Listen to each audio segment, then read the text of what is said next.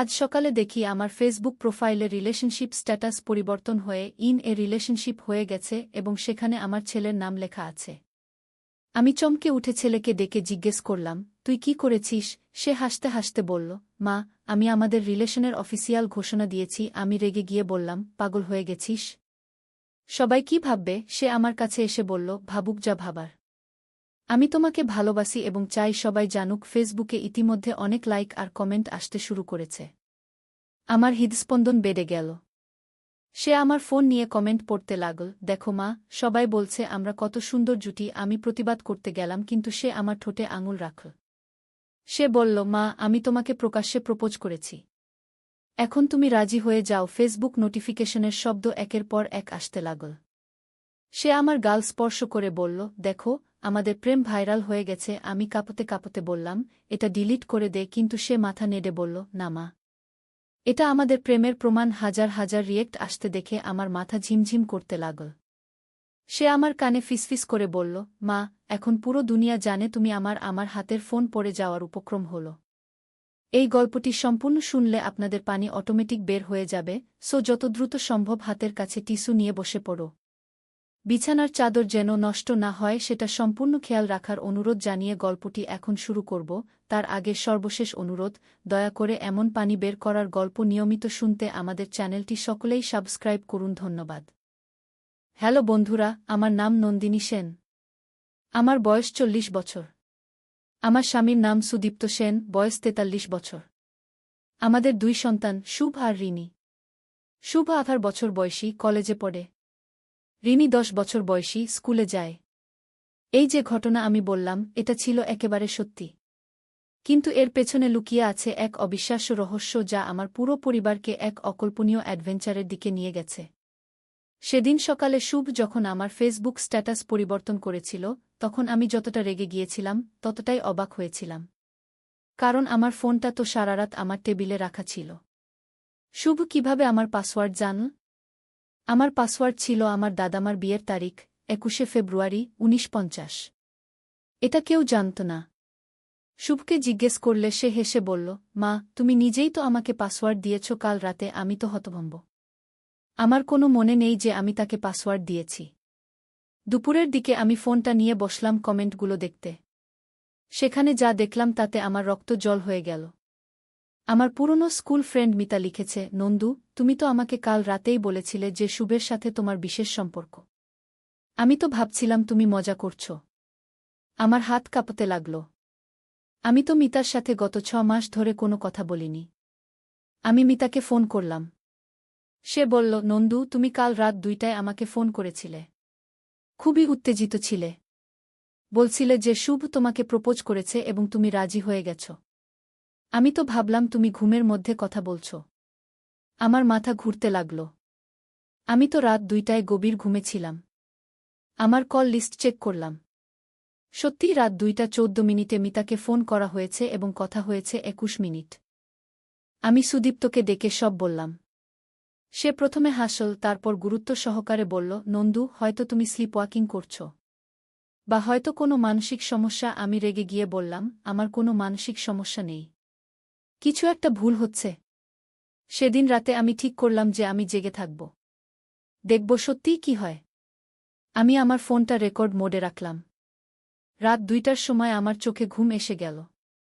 পরদিন সকালে উঠে দেখি আবার নতুন একটা পোস্ট। এবার লেখা, শুভ আমাকে গতকাল স্পেশাল জায়গায় নিয়ে গিয়েছিল। আমি খুব খুশির সাথে আমার আর শুভের একটা ছবি। কিন্তু আমার তো মনে নেই যে আমরা কোথাও গিয়েছি। আমি রেকর্ডিং শুনলাম। রাত 2টার সময় পরিষ্কার শোনা যাচ্ছে যে আমি উঠে ফোন নিয়ে কি যেন করছি। কিন্তু আমার কোনো মনে নেই। এদিকে শুভ আরও অদ্ভুত আচরণ করতে শুরু করল। সে সব সময় আমার খুব কাছে থাকত। আমার গায়ে হাত দিত। আমি যখন প্রতিবাদ করতাম সে বলত, মা, সবাই তো এখন জানে আমরা একসাথে। লজ্জা কিসের? তৃতীয় দিন আমি ঠিক করলাম আমি রিনিকে জিজ্ঞেস করব। রিনি ছোট হলেও খুব বুদ্ধিমান। আমি তাকে জিজ্ঞেস করলাম, রিনি, গত কয়েকদিন তুমি কোনো অদ্ভুত কিছু দেখেছ? রিনি আমার কাছে এসে ফিসফিস করে বলল, মামা, আমি গত 2 রাত দেখেছি তুমি ঘুমের মধ্যে হাঁটছ। তুমি শুভ দাদার রুমে গিয়েছিলে। তারপর তুমি নিচে এসে ফোন নিয়ে কি যেন করছিলে। আমি ভয় পেয়ে গেলাম। আমি সত্যিই স্লিপওয়াকিং করছি নাকি? কিন্তু আমি তো আগে কখনো এমন করিনি। চতুর্থ রাতে আমি সুদীপ্তকে বললাম আমাকে পাহারা দিতে। সুদীপ্ত রাত 2টায় দেখল আমি উঠে বাথরুমে গেলাম। তারপর শুভের রুমে গেলাম।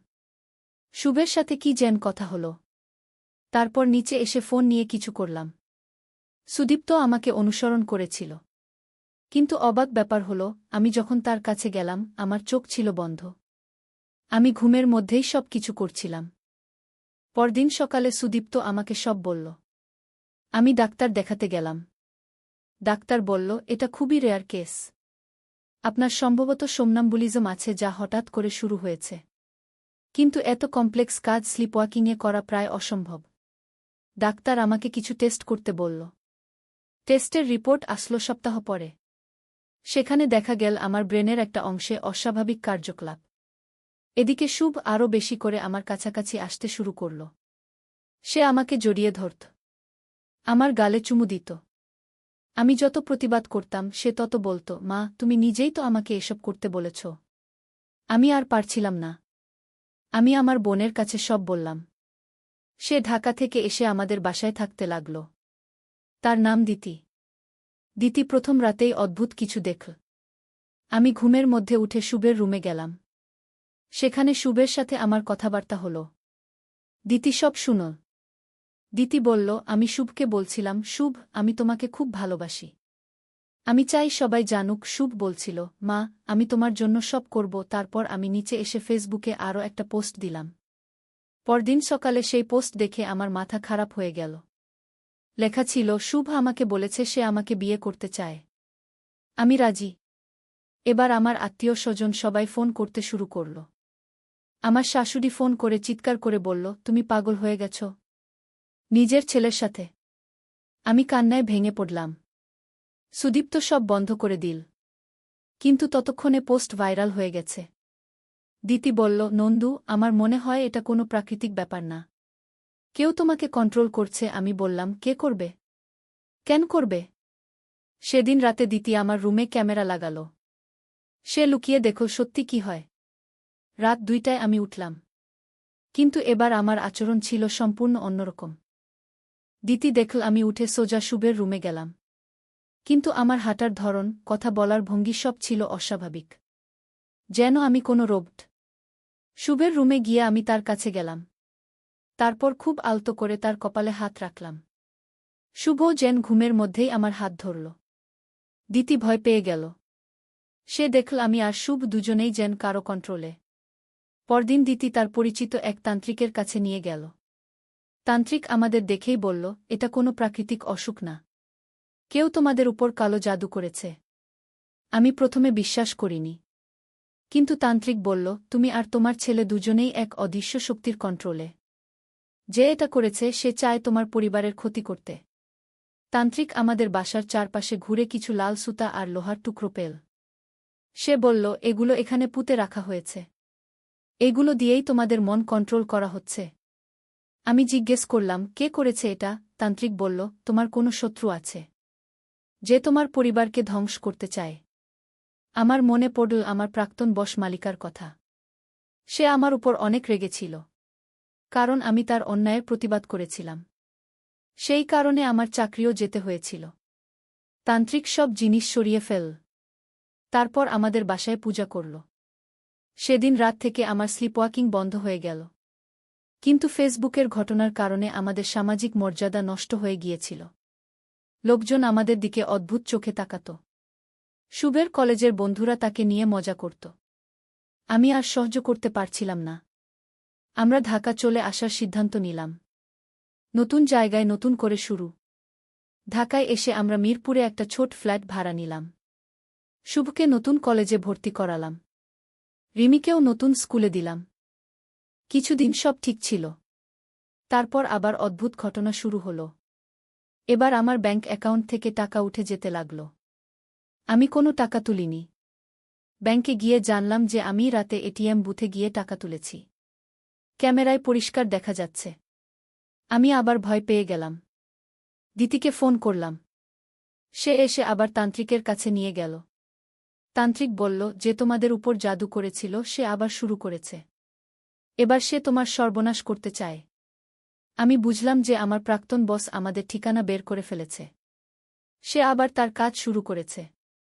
তান্ত্রিক আমাদের বাসার চারপাশে ঘুরে আবার কিছু জিনিস পেল। এবার পেল কিছু হাড়ের টুকরা আর কালো কাপড়। তান্ত্রিক বলল, এটা আরও শক্তিশালী জাদু। তোমাদের সবাইকে পাগল বানিয়ে দেবার চেষ্টা করছে। আমি জিজ্ঞেস করলাম, আমরা কি করব? তান্ত্রিক বলল, তোমাদের এই জায়গা ছেড়ে চলে যেতে হবে। কিন্তু তার আগে ওই মহিলাকে থামাতে হবে। আমি বললাম, কিভাবে থামাবো? তান্ত্রিক বলল, তার উপর উল্টো জাদু করতে হবে।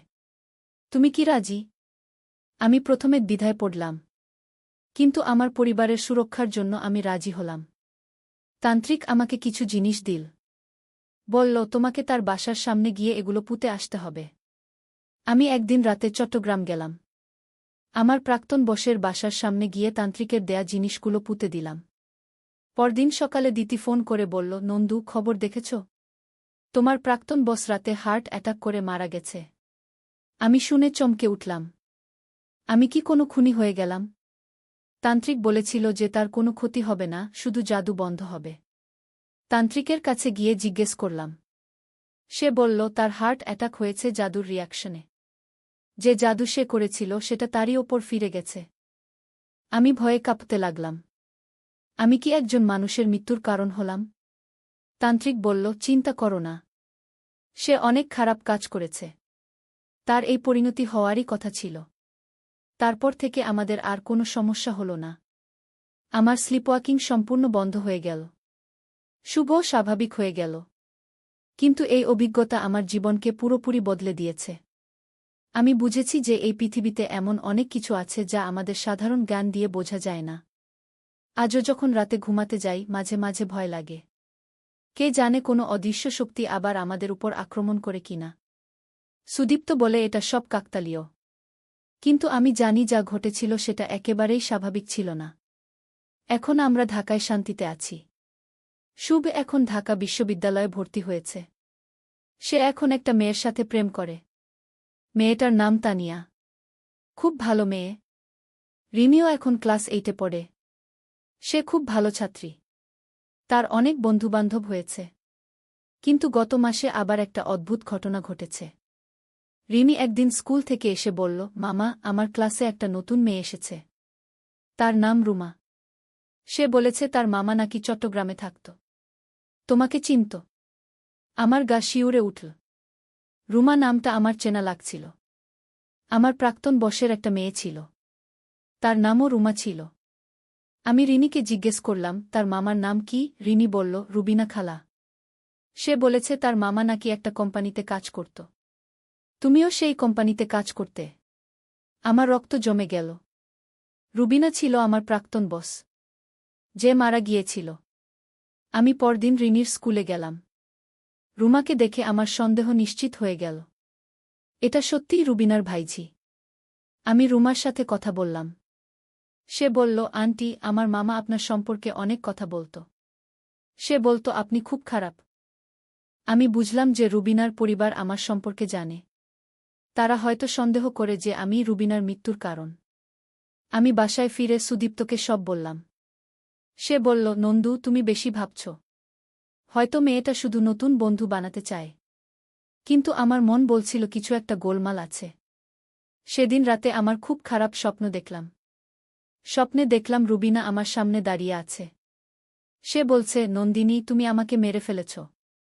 এখন আমি তোমার প্রতিশোধ নেব। আমি ঘুম থেকে উঠে দেখি আমার সারা গা ঘামে ভিজে গেছে। পরদিন রিনি স্কুল থেকে এসে বলল, মামা, রুমা আমাকে তার বাসায় খেলতে ডেকেছে। আমি যেতে পারি? আমি না বলে দিলাম। রিনি কান্নাকাটি শুরু করল। সে বলল, কেন যেতে পারব না? রুমা আমার বেস্ট ফ্রেন্ড। আমি রিনিকে সত্যি কথা বলতে পারলাম না। শুধু বললাম, তুমি অচেনা বাসায় যেতে পারবে না। কিন্তু রিনি মানল না। সে বলল, আমি গেছি তো রুমার বাসায়। তার মামি খুব ভালো। আমাকে অনেক খাবার দিয়েছে। আমি চমকে উঠলাম। কখন গেছিস? রিনি বলল, গতকাল স্কুলের পর। আমি তো তোমাকে বলেছিলাম। আমার মনে নেই যে রিনি আমাকে কিছু বলেছে। আমি রিনিকে জিজ্ঞেস করলাম, তার মামি কেমন দেখতে? রিনি বলল, খুব সুন্দর, তবে একটু কালো, আর তার চোখে একটু রাগ রাগ ভাব। আমার মনে পড়ল রুবিনা দেখতে ঠিক এমনই ছিল। আমি রিনিকে কড়া করে বললাম, তুমি আর কখনো রুমার বাসায় যাবে না। রিনি কেঁদে ফেল। সেদিন রাতে আমি আবার স্বপ্ন দেখলাম। এবার দেখলাম রুবিনা রিনিকে নিয়ে যাচ্ছে। আমি চিৎকার করে বলছি, রিনিকে ছেড়ে দাও, কিন্তু রুবিনা হাসছে। আমি ঘুম থেকে উঠে রিনির রুমে গেলাম।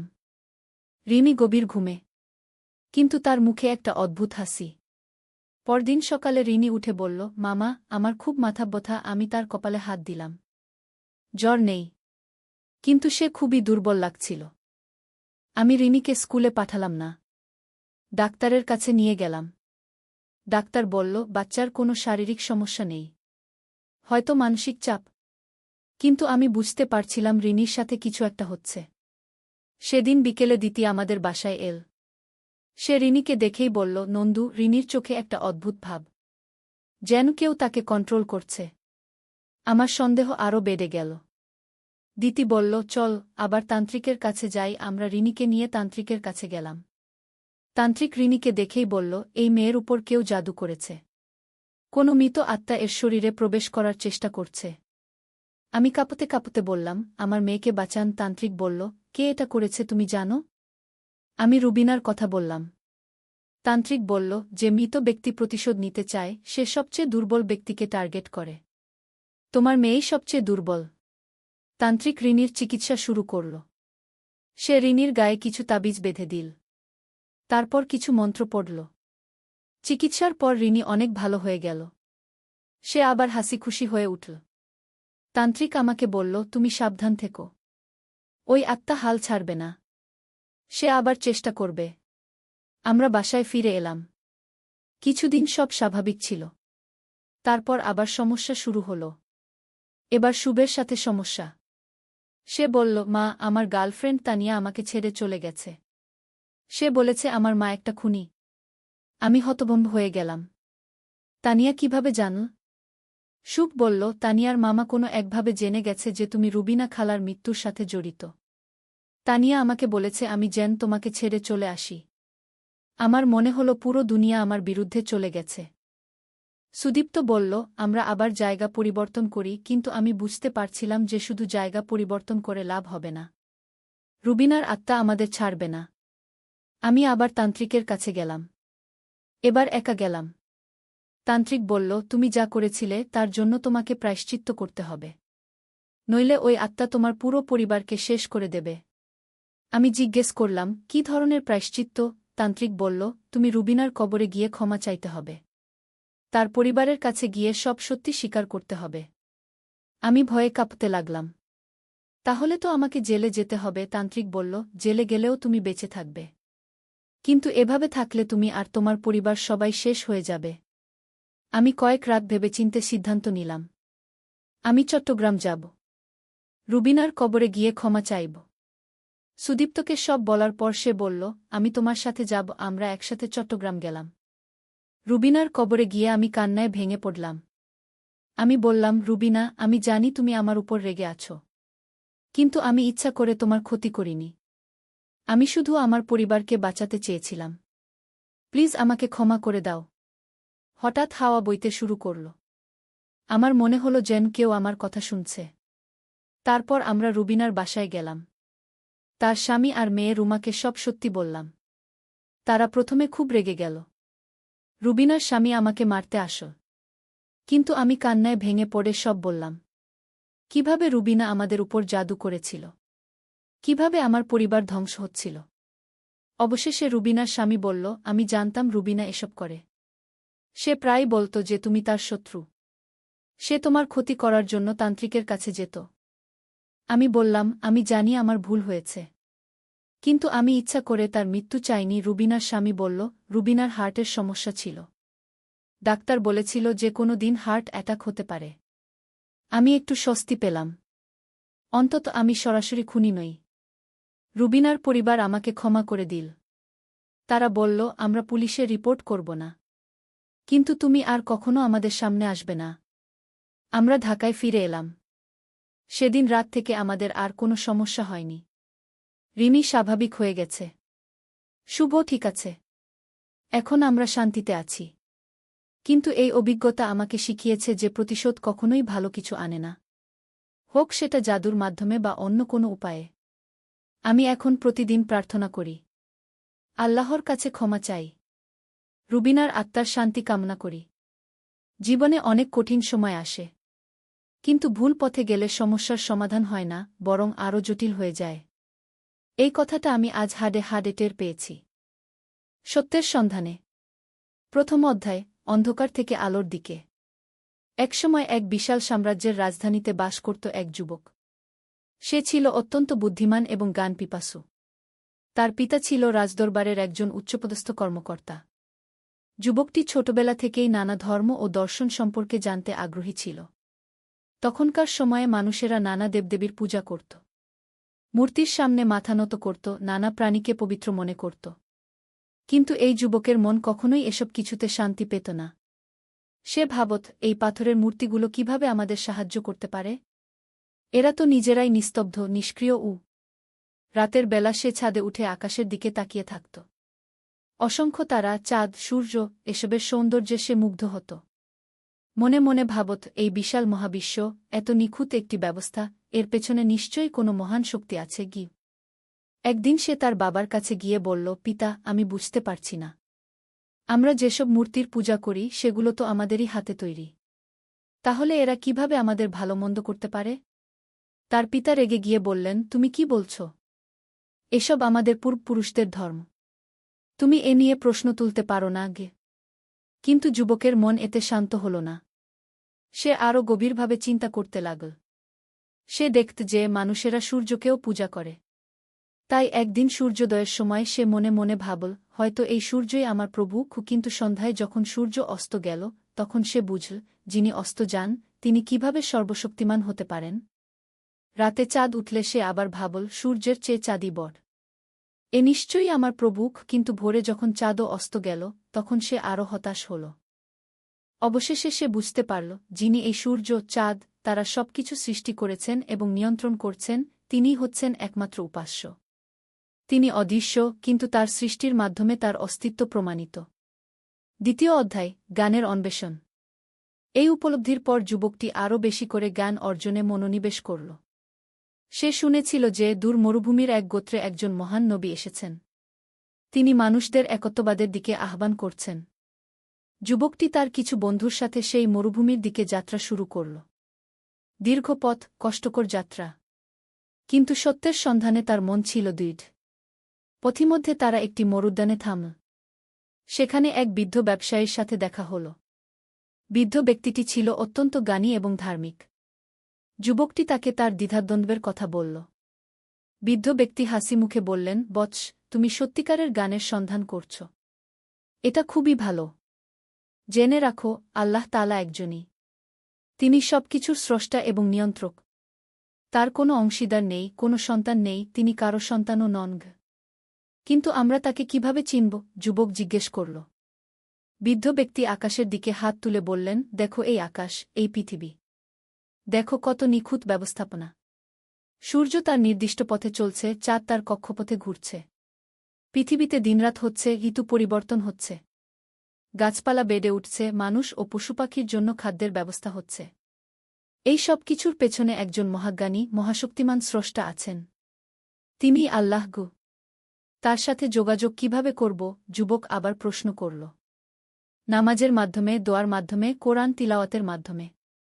তিনি সর্বশ্রোতা, সর্বদ্রষ্টা। তিনি তোমার হৃদয়ের গোপন কথাও জানেন। এই কথাগুলো যুবকের মনে গভীর প্রভাব ফেল। সে বুঝতে পারল যে তার সারা জীবনের খোঁজা সত্য এখানেই রয়েছে। তৃতীয় অধ্যায়, সত্যের আলোকপ্রাপ্তি। বৃদ্ধ ব্যক্তির কাছ থেকে বিদায় নিয়ে যুবকটি আরও কয়েকদিন পথ চল।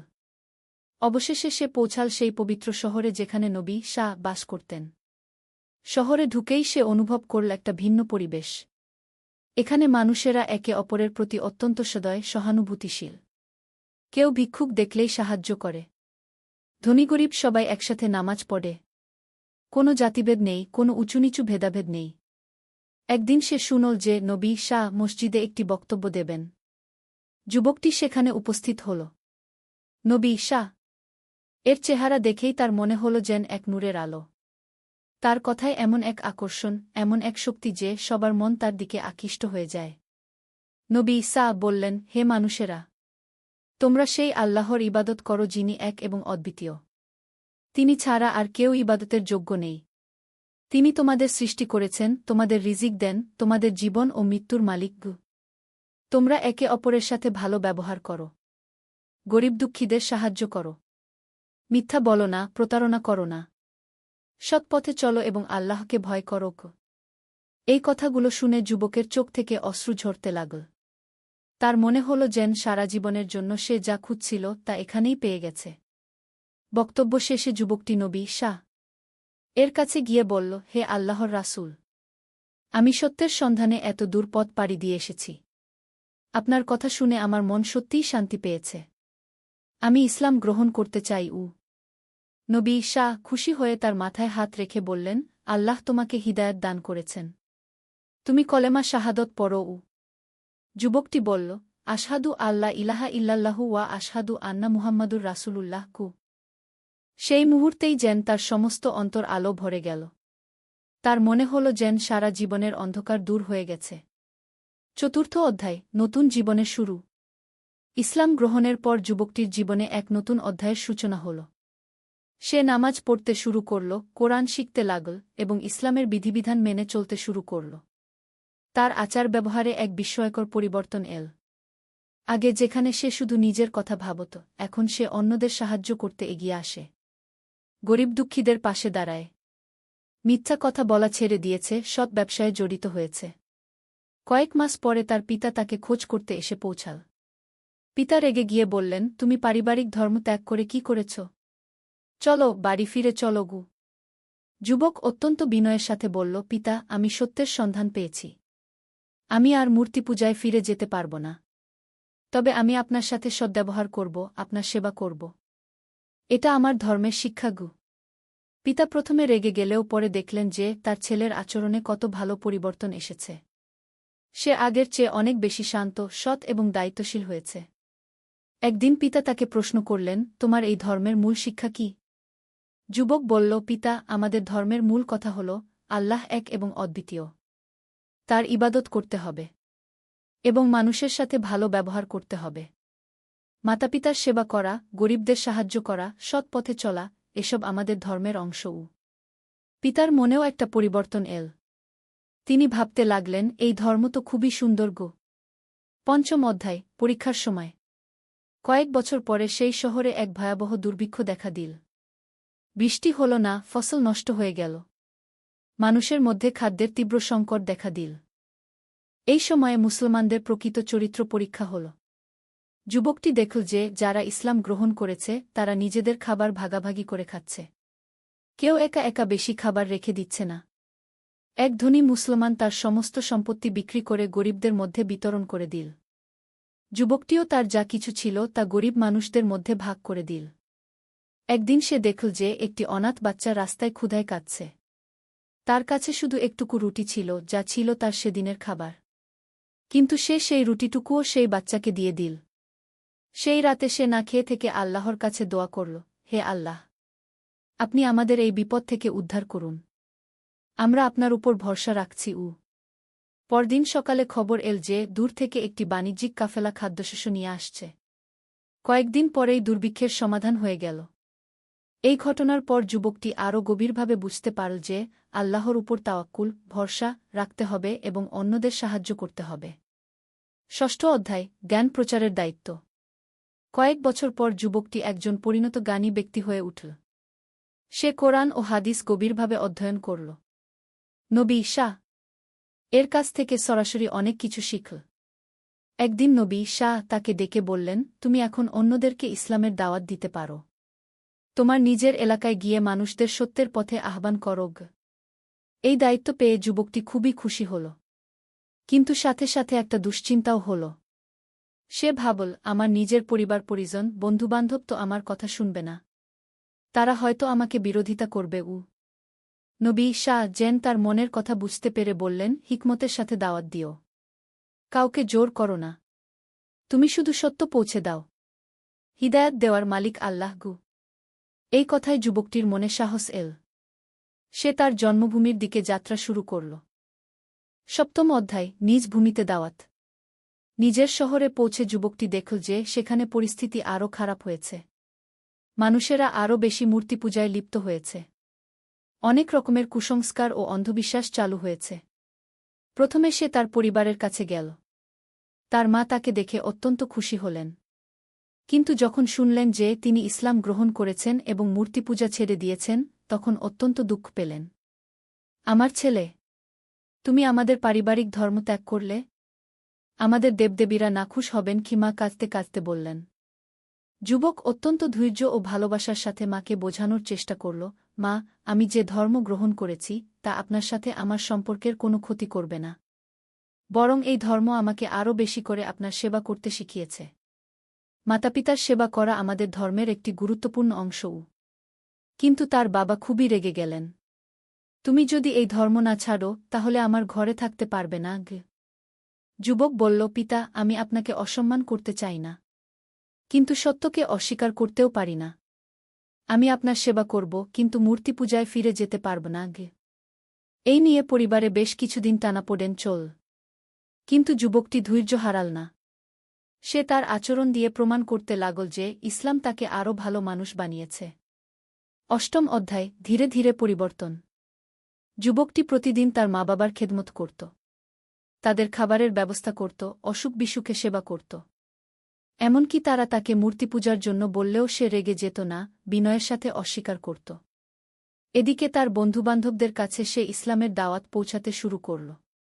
সে তাদের বলত, তোমরা একবার ভেবে দেখো, এই পাথরের মূর্তিগুলো কিভাবে তোমাদের উপকার করতে পারে। এরা তো নিজেরাই অসহায়। অনেকে তার কথা হাসি করে উড়িয়ে দিত। কিন্তু কেউ কেউ গভীরভাবে ভাবতে শুরু করল। একদিন তার একটি বন্ধু তাকে প্রশ্ন করল, তুমি বলো তোমার আল্লাহ সর্বশক্তিমান, কিন্তু আমরা তো তাকে দেখি না। তাহলে কিভাবে বুঝব যে তিনি আছেন? যুবক হাসিমুখে বলল, তুমি কি বাতাস দেখো? না, কিন্তু বাতাসের অস্তিত্ব তুমি অনুভব করো। তুমি কি তোমার মনকে দেখতে পাও? না, কিন্তু তার অস্তিত্ব তুমি বুঝতে পারো। ঠিক তেমনি আল্লাহকেও আমরা তার সৃষ্টির মধ্যে দিয়ে চিনতে পারি। দেখো, আকাশে সূর্য কত নিয়মানুবর্তিতার সাথে উদয় হয় এবং অস্ত যায়। ঋতু পরিবর্তন হয়, গাছে ফল ধরে। এসব কিছুর পেছনে একজন মহান পরিচালক আছেন। তিনি আল্লাহ গো। বন্ধুটি কিছুক্ষণ চুপ থেকে বলল, তোমার কথায় যুক্তি আছে। আমিও ভাবতে শুরু করেছি। ধীরে ধীরে এভাবে তার কয়েকজন বন্ধু ইসলামের প্রতি আগ্রহী হয়ে উঠল। তারাও কলেমা পড়ে মুসলমান হয়ে গেল। ৯ম অধ্যায়, বিরোধিতার মুখে ধৈর্য। যখন শহরের কিছু মানুষ ইসলাম গ্রহণ করতে শুরু করল, তখন পুরোহিত ও ধর্মীয় নেতারা চিন্তিত হয়ে পড়ল। তারা দেখল যে তাদের অনুসারী কমে যাচ্ছে। তারা যুবকটির বিরুদ্ধে নানা ষড়যন্ত্র শুরু করল। তাকে নিয়ে মিথ্যা গুজব ছড়াতে লাগল। বলতে লাগল যে সে লোকদের ভুল পথে নিয়ে যাচ্ছে। একদিন কয়েকজন পুরোহিত তার কাছে এসে বলল, তুমি এই এলাকা ছেড়ে চলে যাও, নয়তো তোমার ক্ষতি হবে। যুবক শান্তভাবে উত্তর দিল, আমি কারো ক্ষতি করছি না। আমি শুধু মানুষদের সত্যের দিকে আহ্বান করছি। যদি তোমরা মনে করো আমি ভুল, তাহলে তর্কবিতর্কের মাধ্যমে প্রমাণ করো। কিন্তু পুরোহিতরা তর্কবিতর্কে যেতে চাইল না, কারণ তারা জানত যে তাদের যুক্তি দুর্বল। একদিন তারা কিছু দুর্বৃত্তকে দিয়ে যুবকটির উপর আক্রমণ করাল, কিন্তু আল্লাহর রহমতে সে রক্ষা পেল। এই ঘটনার পর কিছু সৎ মানুষ যুবকটির পক্ষে দাঁড়াল। তারা বলল, এই যুবক তো কোনো অন্যায় করছে না। সে অত্যন্ত সৎ ও দয়ালু। তার কথায় যুক্তি আছে। আমরা তার কথা শুনতে চাই।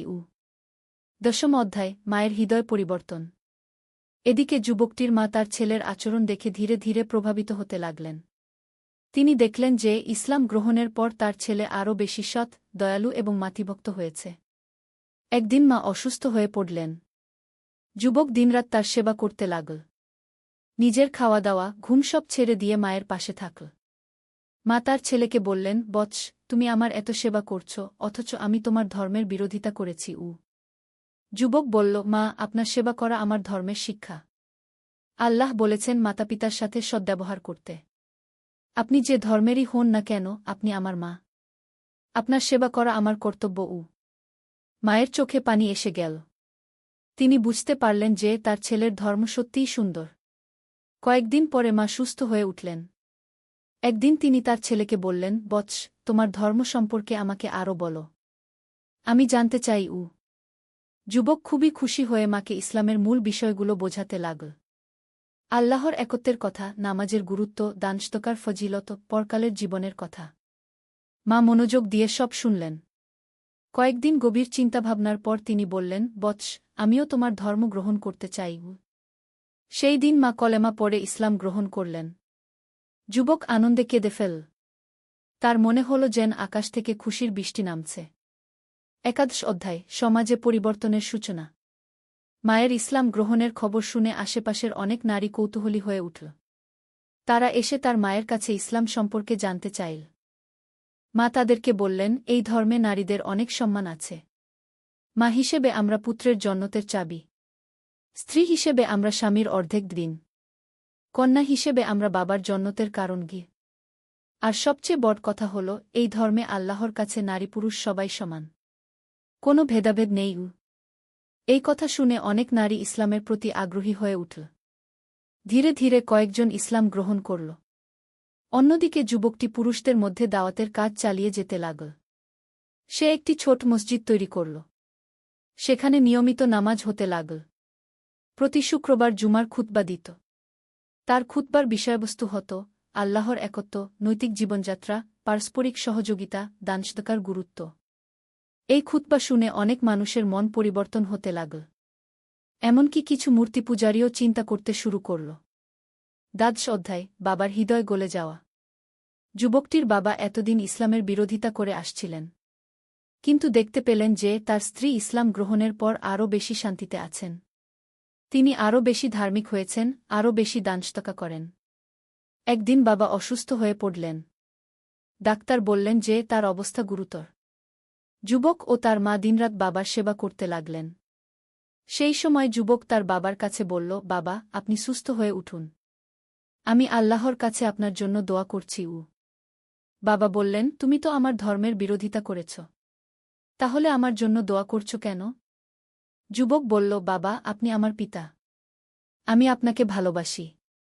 আমি চাই আপনি সুস্থ হয়ে উঠুন এবং সত্যের পথ খুঁজে পান। বাবার চোখে পানি এসে গেল। তিনি বুঝতে পারলেন যে ইসলাম তার ছেলেকে আরও ভালো মানুষ বানিয়েছে। কয়েকদিন পরে বাবার শরীর আরও খারাপ হল।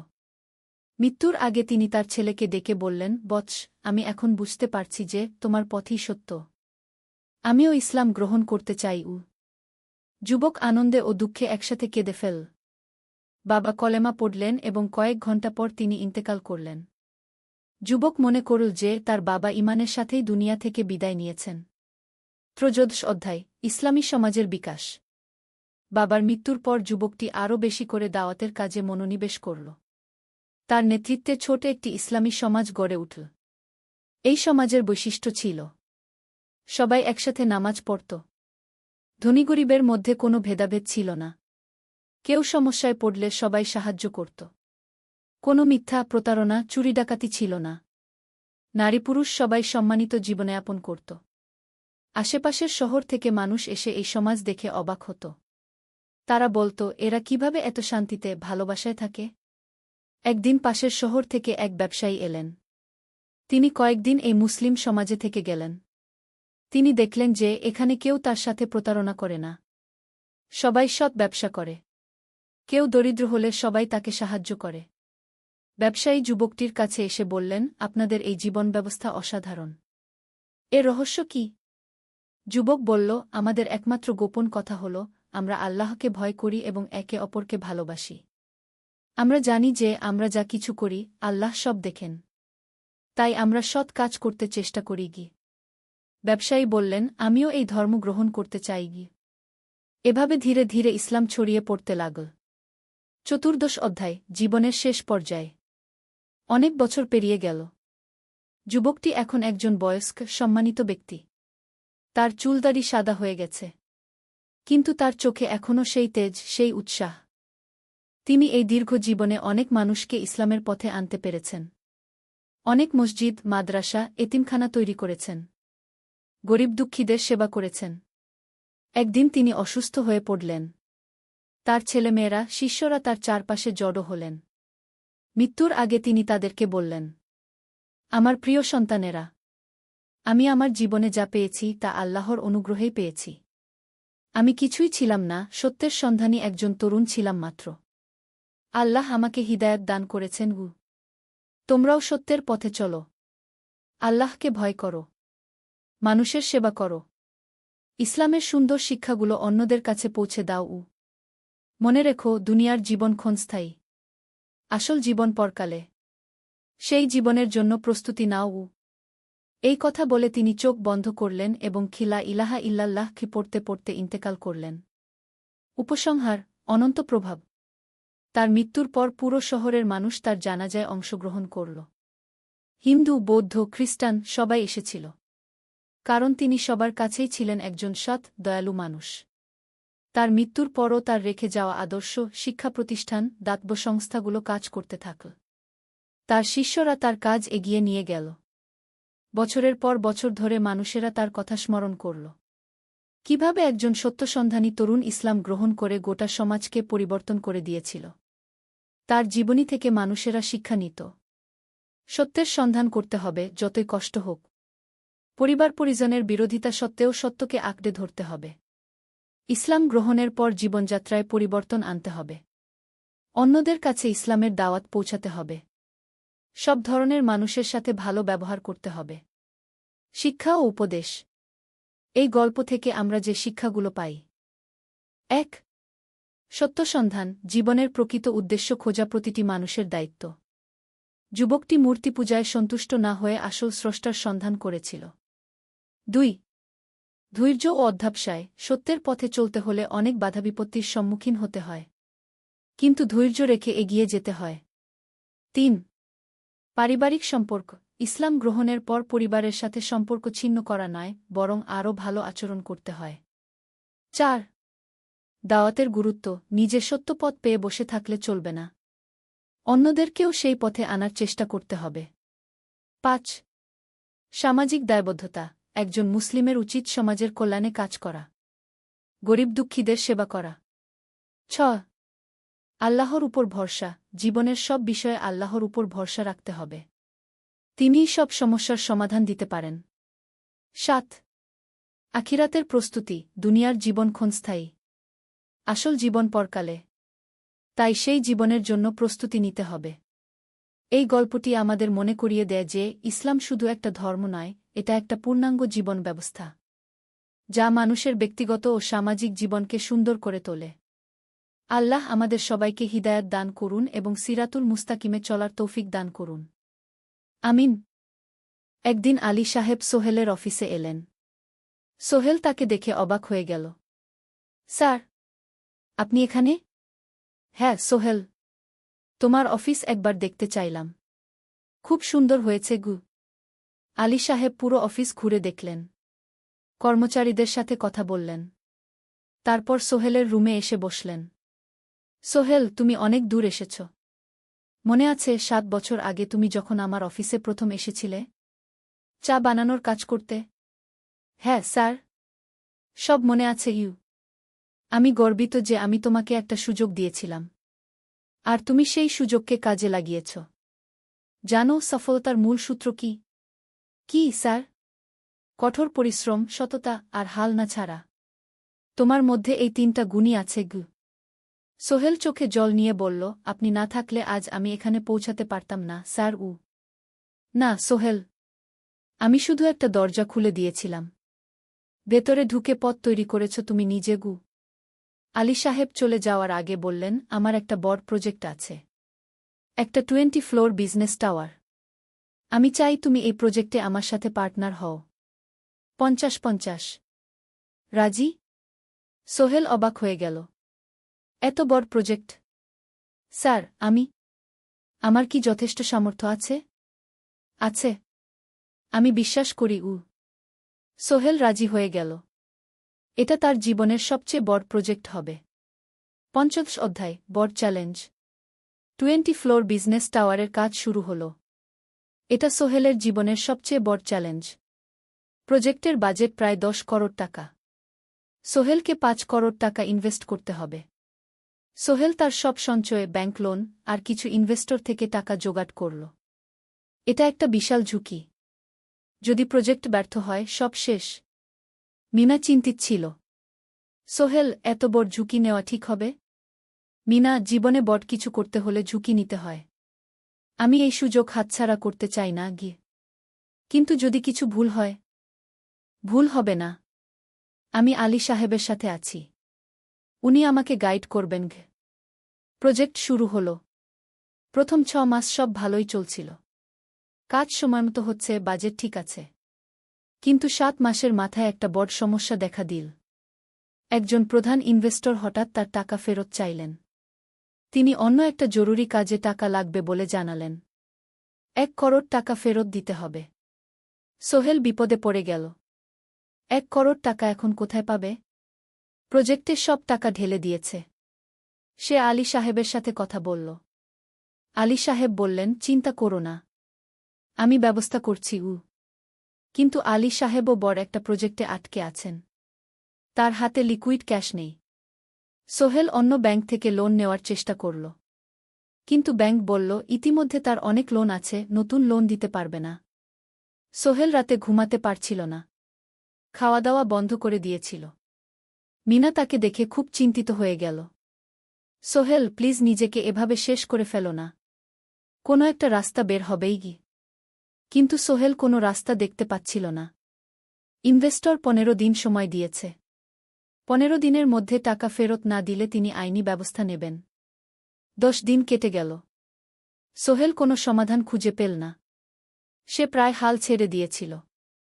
11 দিনের দিন একটা অপ্রত্যাশিত ঘটনা ঘটল। জাহিদ ভাই, সোহেলের পুরনো সহকর্মী, তার অফিসে এলেন। জাহিদ ভাই এখন একটা রিয়েল এস্টেট কোম্পানিতে সিনিয়র ম্যানেজার। সোহেল, আমি তোমার সমস্যার কথা শুনেছি। হ্যাঁ ভাই, আমি বিপদে পড়েছি। আমি তোমাকে সাহায্য করতে চাই। আমার কিছু সঞ্চয় আছে। 5 লাখ টাকা।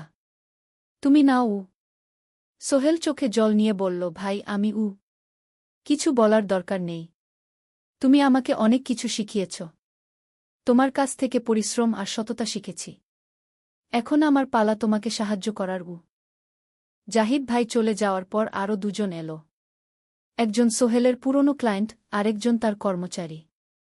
2 জন মিলে আরও 8 লাখ টাকা দিল। করিম মামা 20 লাখ টাকা ব্যবস্থা করলেন।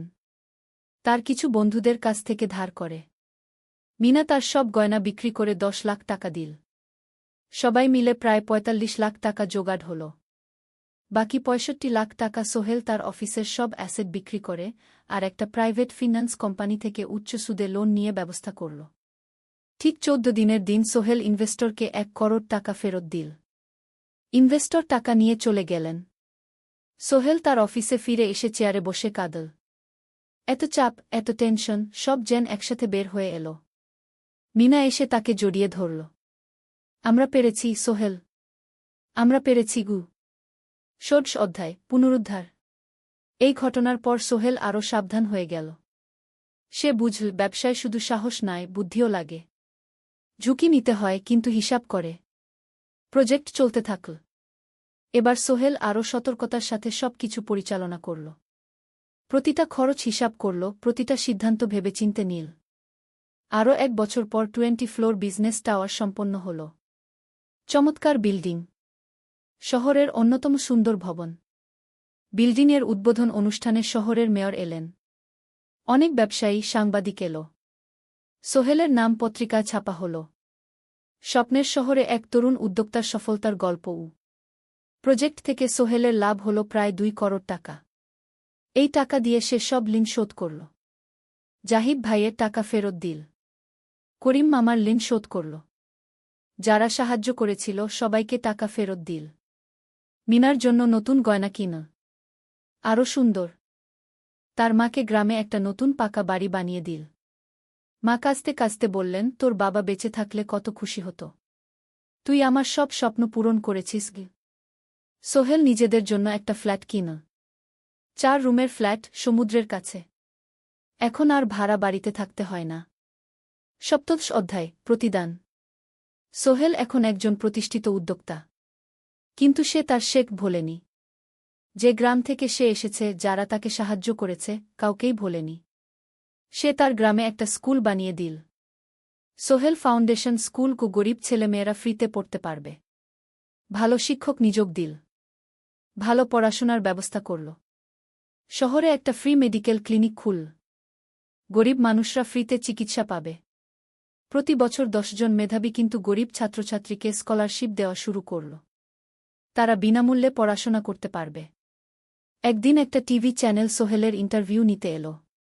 আপনার সফলতার গোপন সূত্র কি?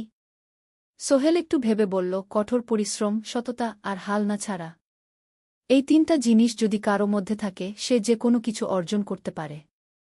আর সবচেয়ে বড় কথা, যারা আমাকে সাহায্য করেছে তাদের ছাড়া আমি কিছুই না। একা কেউ সফল হতে পারে না। আপনার পরবর্তী স্বপ্ন কি? আমি চাই আরও মানুষকে সাহায্য করতে। আমার মতো যারা গ্রাম থেকে শহরে আসে তাদের জন্য একটা ট্রেনিং সেন্টার খুলব। তারা সেখানে বিভিন্ন স্কিল শিখতে পারবে, চাকরি পাবে, নিজের পায়ে দাঁড়াতে পারবে। অষ্টাদশ অধ্যায়, নতুন প্রজন্ম। আরও 5 বছর কেটে গেল। সোহেল এখন 45 বছরের। তার মেয়ে সারা এখন 9 বছরের। স্কুলে ক্লাস 4-এ পড়ে। খুব মেধাবী মেয়ে। একদিন সারা বাবাকে জিজ্ঞেস করল, বাবা, তুমি কিভাবে এত বড় হলে? আমার বন্ধুরা বলে তুমি একজন সফল মানুষ গো। সোহেল তাকে কোলে নিয়ে বসল। বাবা, তুমি জানো তোমার দাদু ছিলেন একজন স্কুল শিক্ষক। খুব সৎ মানুষ। কিন্তু আমরা গরিব ছিলাম। আমি রিকশা চালাতাম। রিকশা? সত্যি? হ্যাঁ। তারপর আমি এই শহরে এলাম। অনেক কষ্ট করেছি। কিন্তু হাল ছাড়িনি। মানুষ আমাকে সাহায্য করেছে। আর আমি কঠোর পরিশ্রম করেছি। বাবা, আমিও কি তোমার মতো হতে পারব? অবশ্যই পারবে বাবা। তবে মনে রেখো, সফলতা মানে শুধু টাকা পয়সা না। সফলতা মানে ভালো মানুষ হওয়া, অন্যদের সাহায্য করা, সৎ থাকা। সারা মাথা নাডল। আমি ভালো মানুষ হব বাবা। সোহেল তার মেয়েকে জড়িয়ে ধরল। মনে মনে ভাবল, তার জীবনের সব কষ্ট সার্থক হয়েছে। মিনা রান্নাঘর থেকে ডাকল, খাবার তৈরি। এসো। সোহেল সারাকে নিয়ে ডাইনিং টেবিলে গেল। ঋতু এসেছে। সে এখন বিয়ে করেছে, তার একটা ছেলে হয়েছে। সোহেলের মা মাঝে মাঝে চট্টগ্রামে বেড়াতে আসেন। আজও এসেছেন। সবাই মিলে খেতে বসল। হাসিগল্পে ভরা পরিবার। সোহেল তাকাল তার মায়ের দিকে, মিনার দিকে, সারার দিকে, ঋতুর দিকে। মনে হল, জীবনে আর কি চাই? খাওয়া শেষে সবাই বসে রইল। গল্প করছিল। হঠাৎ সোহেলের ফোন বাজল। অফিস থেকে। একটা জরুরি বিষয়। সোহেল ফোন রেখে দিয়ে মিনাকে বলল, একটা নতুন প্রজেক্টের প্রস্তাব এসেছে।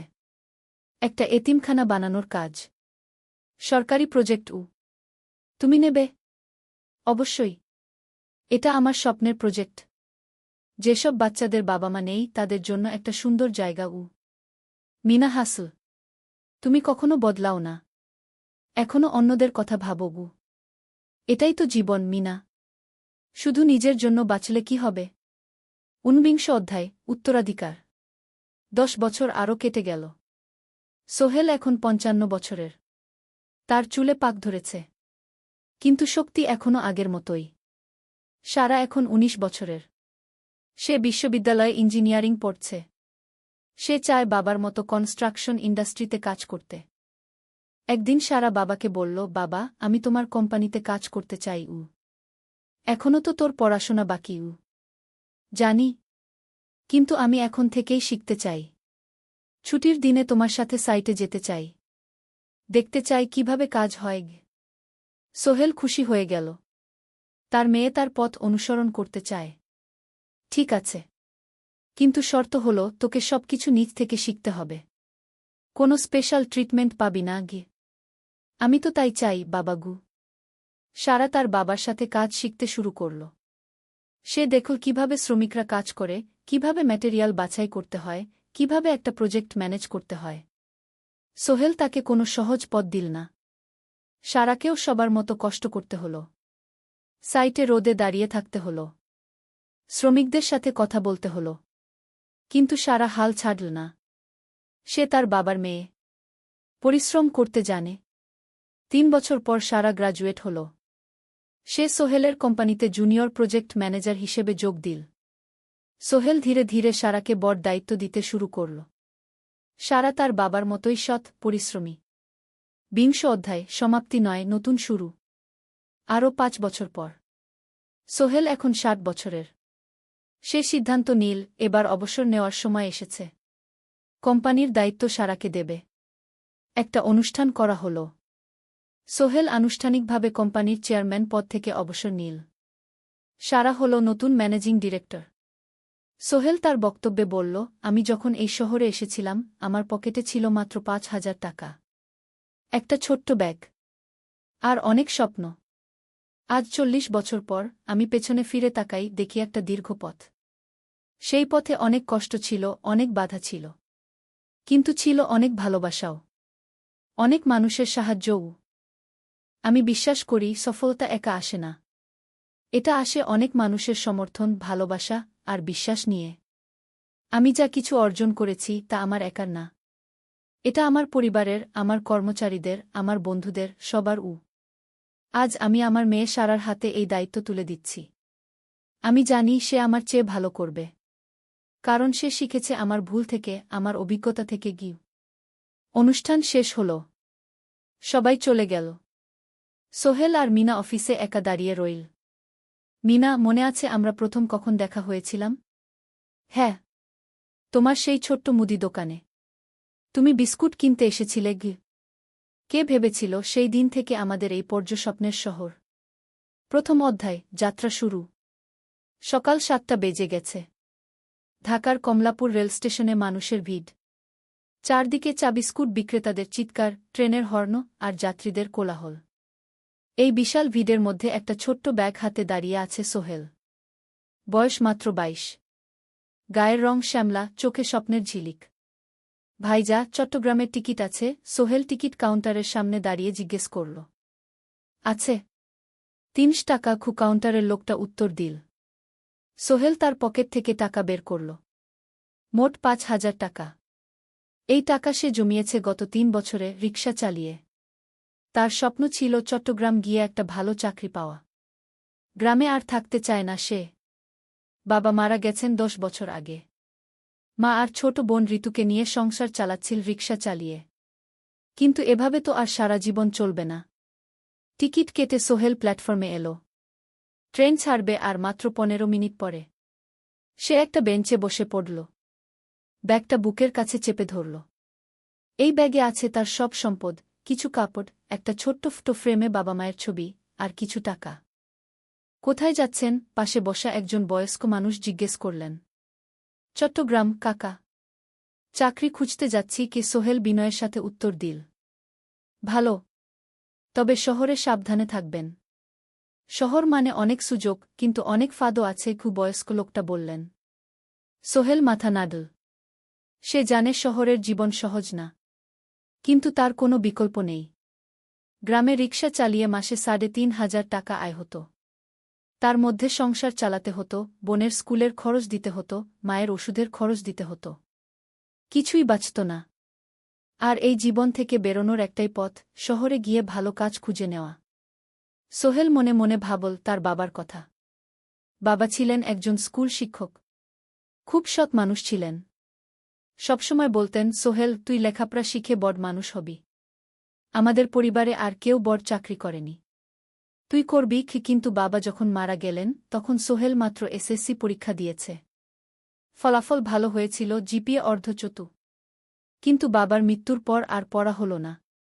পরিবারের দায়িত্ব নিতে হল। ট্রেন ছাড়ল। সোহেল জানালার পাশে বসে বাইরে তাকাল। ধানক্ষেত, নদী, ছোট ছোট গ্রাম, সব পেছনে ফেলে ট্রেন এগিয়ে চল। সোহেলের মনে হল সে যেন তার পুরনো জীবনটাকেও পেছনে ফেলে আসছে। ট্রেনে একজন হকার এসে চা বিক্রি করছিল। সোহেল একটা চা কিনল। 10 টাকা। চা খেতে খেতে সে ভাবছিল, চট্টগ্রাম পৌঁছে কি হবে? করিম মামা তাকে সাহায্য করবেন তো? চাকরি পাওয়া যাবে তো? করিম মামা আসলে সোহেলের খুব দূর সম্পর্কের মামা। সোহেলের দাদির বোনের ছেলে। অনেক বছর আগে গ্রাম ছেড়ে চট্টগ্রামে চলে গিয়েছিলেন। সেখানে একটা কনস্ট্রাকশন কোম্পানিতে কাজ করেন। বছরে একবার দুবার গ্রামে আসতেন। গত বছর যখন এসেছিলেন তখন সোহেলের মাকে বলেছিলেন সোহেলকে চট্টগ্রাম পাঠান, আমি একটা কাজের ব্যবস্থা করে দেব। সেই কথাতেই ভরসা করে সোহেল আজ এই যাত্রা। দ্বিতীয় অধ্যায়, নতুন শহর। চট্টগ্রাম পৌঁছাতে প্রায় 6 ঘণ্টা লেগে গেল। দুপুর 1টা বাজে। সোহেল স্টেশন থেকে বের হয়ে শহরের রাস্তায় দাঁড়াল। কি বিশাল শহর! এত গাড়ি, এত মানুষ। চারদিকে উঁচু উঁচু বিল্ডিং, দোকানপাট, মানুষের ভিড়। সোহেল কিছুক্ষণ দাঁড়িয়ে থাকল সব কিছু দেখতে দেখতে। তার মনে হচ্ছিল সে যেন অন্য কোনো পৃথিবীতে এসে পড়েছে। তার পকেটে একটা ছোট্ট কাগজ আছে। সেখানে লেখা একটা ঠিকানা, করিম মিয়া, বাড়ি নং 23, রোড নং 5, আগ্রাবাদ, চট্টগ্রামকে। সোহেল একটা রিকশা ডাকল। কত নেবেন আগ্রাবাদ যেতে? 50 টাকা গু। সোহেল রিকশায় উঠল। রাস্তার দুধারে দোকান, মার্কেট, অফিস, সব কিছু দেখতে দেখতে সে অবাক হয়ে গেল। এত বড় শহর, এত কিছু! গ্রামের সেই ছোট্ট বাজারের সাথে কোনো তুলনাই হয় না। প্রায় আধা ঘণ্টা পর রিকশা একটা পুরনো বাড়ির সামনে থামল। 3 তলা বাড়ি, কিন্তু রং উঠে গেছে। সিঁড়ি দিয়ে উঠে 3য় তলায় করিম মামার ফ্ল্যাটে নক করল। দরজা খুলল এক মধ্যবয়সী মহিলা। কে? আসসালামু আলাইকুম আপা। আমি সোহেল। নোয়াখালীর গ্রাম থেকে এসেছি।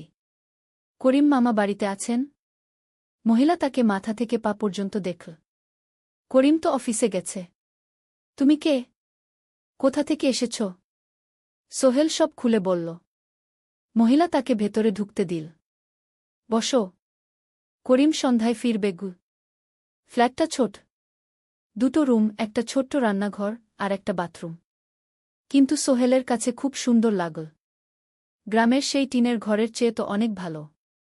মহিলা তার নাম জানাল সালমা। করিম মামার স্ত্রী। তাদের 2টো ছেলে, একজন ক্লাস 8-এ পড়ে, আরেকজন ক্লাস 5-এ। খেয়েছ? সালমা আপা জিজ্ঞেস করল। না আপাগু। অপেক্ষা করো। ভাত আছে, মাছ আছে। খাও। সোহেল প্রথমে রাজি হতে চাইল না, কিন্তু খুব খিদে পেয়েছিল। সকাল থেকে শুধু একটা চা আর বিস্কুট খেয়েছে। খাওয়া দাওয়ার পর সোহেল বসে রইল। সালমা আপা তাকে গল্প করতে লাগল। তোমার মা কেমন আছেন? তোমার বোন? ভালো আছে আপা। মার একটু গেটে বাত আছে। ওষুধ খাচ্ছেন। বোন স্কুলে পড়ে কু। তুমি কি করতে চাও এখানে? চাকরি খুঁজছি আপা। যে কোনো কাজ করব। বাসায় মা আর বোনকে টাকা পাঠাতে হবে। সালমা আপা মাথা নাড়ল। করিম তোমার জন্য কিছু একটা করবে। সে ভালো মানুষ গ। সারাদিন অপেক্ষা করু সোহেল। সন্ধ্যা 6টায় করিম মামা ফিরলেন। 50-এর কাছাকাছি বয়স, কালো রঙের প্যান্ট শার্ট পরা, হাতে একটা ব্যাগ। আরে সোহেল, কবে এলি? করিম মামা খুশি হয়ে বললেন। আজ সকালে মামা গু। করিম মামা তাকে জড়িয়ে ধরলেন। অনেকদিন পর দেখলাম। কেমন আছিস? ভালো আছি মামা গি। ভালো করেছিস এসে। এখানে অনেক সুযোগ আছে। তোর জন্য একটা কাজের ব্যবস্থা করে দেব। তবে প্রথমে কয়েকদিন এখানে থাক। শহরটা একটু চিনে নে। তারপর কাজে যোগ দিবি। সোহেলের মনে আসার আলো জ্বল। সে ভাবল হয়তো তার ভাগ্য এবার পাল্টাবে। 3য় অধ্যায়, প্রথম চাকরি। 1 সপ্তাহ পরে করিম মামা সোহেলকে তার কোম্পানিতে নিয়ে গেলেন। কোম্পানির নাম আলামিন কনস্ট্রাকশন। অফিসটা শহরের কেন্দ্রে 5 তলা একটা বিল্ডিংয়ের দোতলায়। মালিক আলী সাহেব। 50-এর কাছাকাছি বয়স, মোটা চেহারা, চোখে সোনার ফ্রেমের চশমা। বড়লোক মানুষ, কিন্তু খুব কড়া। এই ছেলেটাকে কি কাজে লাগাবেন? আলী সাহেব করিম মামাকে জিজ্ঞেস করলেন। স্যার, ও আমার আত্মীয়। গ্রাম থেকে এসেছে। খুব পরিশ্রমী। যে কোনো কাজে লাগাতে পারেন। আলী সাহেব সোহেলের দিকে তাকালেন। তুমি কি পড়েছ? Sir, SSC pass. জিপিএ অর্ধচতু। হুম। ভালো। কম্পিউটার চালাতে পারো? না স্যার, পারি না। কিন্তু শিখতে চাই। আলী সাহেব একটু ভাবলেন। ঠিক আছে। তোমাকে অফিসের কাজে রাখব।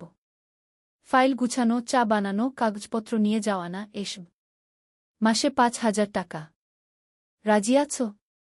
জি স্যার। সোহেল খুশি হয়ে গেল। 5,000 টাকা। রিকশা চালিয়ে 3,500 পেত। এখানে 5,000। কাজ শুরু হলো পরদিন থেকে। সকাল 8টায় অফিসে যেতে হয়, ফিরতে হয় সন্ধ্যা 7টায়। প্রথম দিন সোহেল ঘুম থেকে উঠল ভোর 5টায়। তৈরি হয়ে 7:30টায় অফিসের উদ্দেশ্যে বের হল। করিম মামার বাড়ি থেকে অফিস প্রায় 5 কিলোমিটার।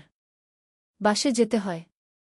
অফিসে পৌঁছে সোহেল দেখল সেই প্রথম আলী সাহেব এখনও আসেননি। অফিস খোলা ছিল না। 8-10 মিনিট পর একজন লোক এসে অফিস খুল। তুমি নতুন? জি। আমি সোহেল। আমি Zahid, assistant manager. SO. Zahid ভাই সোহেলকে সব কিছু দেখাল। অফিসে মোট 6 জন কর্মচারী। 2 জন ইঞ্জিনিয়ার, একজন অ্যাকাউন্ট্যান্ট, একজন অ্যাসিস্ট্যান্ট ম্যানেজার, জাহিদ ভাই, একজন রিসেপশনিস্ট, আর এখন সোহেল। সোহেলের কাজ শুরু হলো চা বানানো দিয়ে। তারপর অফিস পরিষ্কার করা, ফাইল গুছানো, কাগজপত্র এক জায়গা থেকে আরেক জায়গায় নিয়ে যাওয়া। কাজ কঠিন না, কিন্তু সারাদিন দৌড়ঝাঁপ করতে হয়। দুপুরে খাবারের জন্য আধা ঘন্টা বিরতি। সোহেল একটা ছোট হোটেলে গিয়ে ভাতডাল তরকারি খেল। 50 টাকা। সন্ধ্যায় অফিস বন্ধ হল। সোহেল ক্লান্ত হয়ে বাসায় ফিরল। কেমন লাগল প্রথম দিন? করিম মামা জিজ্ঞেস করলেন। ভালো মামা। অনেক কিছু শিখলাম। প্রথম মাসের শেষে সোহেল বেতন পেল 5,000 টাকা। সে 3,000 টাকা মাকে পাঠাল। মা ফোনে কাঁদতে লাগলেন। আল্লাহ তোকে ভালো রাখুক সোহেল। সোহেলের চোখেও জল এলো। তার মনে হল সে একটা বড় কাজ করতে পেরেছে। চতুর্থ অধ্যায়, শহরের জীবন। 3 মাস কেটে গেল। সোহেল এখন শহরের সাথে মিশে গেছে। প্রতিদিন অফিসে যাওয়া আসার পথে সে দেখে হাজারো মানুষের জীবন। কেউ সফল, কেউ ব্যর্থ, কিন্তু সবাই চলছে নিজের পথে। সোহেল অফিসের কাজের পাশাপাশি কম্পিউটার শেখার চেষ্টা করছে। অফিসে একটা কম্পিউটার আছে। যখন কেউ ব্যবহার করে না, তখন সোহেল একটু একটু শিখার চেষ্টা করে। জাহিদ ভাই তাকে সাহায্য করেন।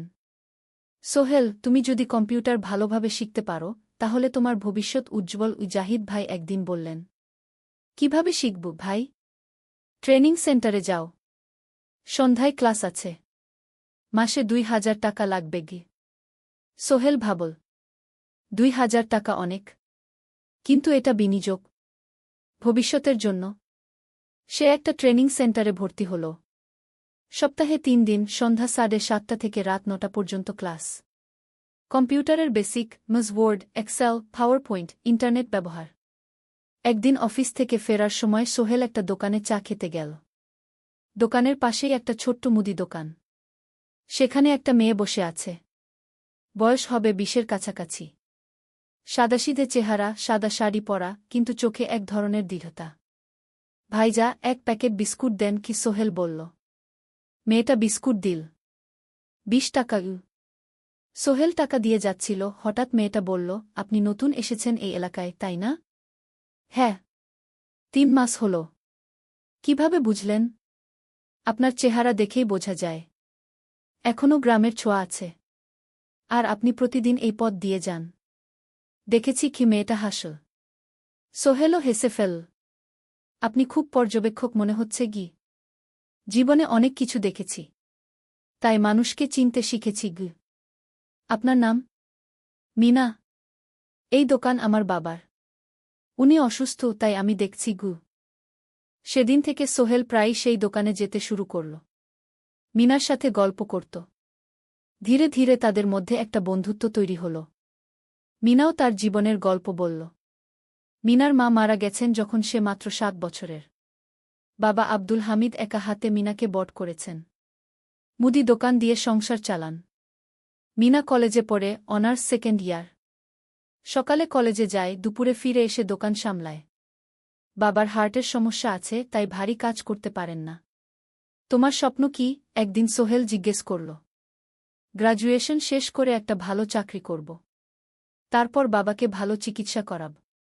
তুমি? আমিও চাকরি করে পরিবারকে ভালোভাবে দেখভাল করতে চাই। মা আর বোনকে নিয়ে শহরে আনব একদিন গু। দুজনেই নিজেদের স্বপ্নের কথা বলতে গিয়ে বুঝল তাদের স্বপ্ন অনেকটা একই রকম। পঞ্চম অধ্যায় বিপদ। 6 মাস কেটে গেল। সোহেল এখন আলী সাহেবের খুব প্রিয় কর্মচারী। সে শুধু চা বিস্কুট দেওয়ার কাজই করে না, এখন কম্পিউটারেও কিছু কাজ শিখেছে। ছোটখাটো টাইপিং, ডেটা এন্ট্রি এসব করতে পারে। আলী সাহেব খুশি হয়ে তার বেতন বাড়িয়ে 8,000 টাকা করে দিয়েছেন। একদিন রাতে সোহেল অফিস থেকে ফিরছিল। সেদিন একটু দেরি হয়ে গেছে। রাত প্রায় 9টা। সাধারণত সোহেল সন্ধ্যা 7:30টায় ফিরে। কিন্তু সেদিন অফিসে একটা জরুরি কাজ ছিল। বাস থেকে নেমে সোহেল বাড়ির দিকে হাঁটছিল। হঠাৎ একটা অন্ধকার গলিতে 3 জন লোক তাকে ঘিরে ধরল।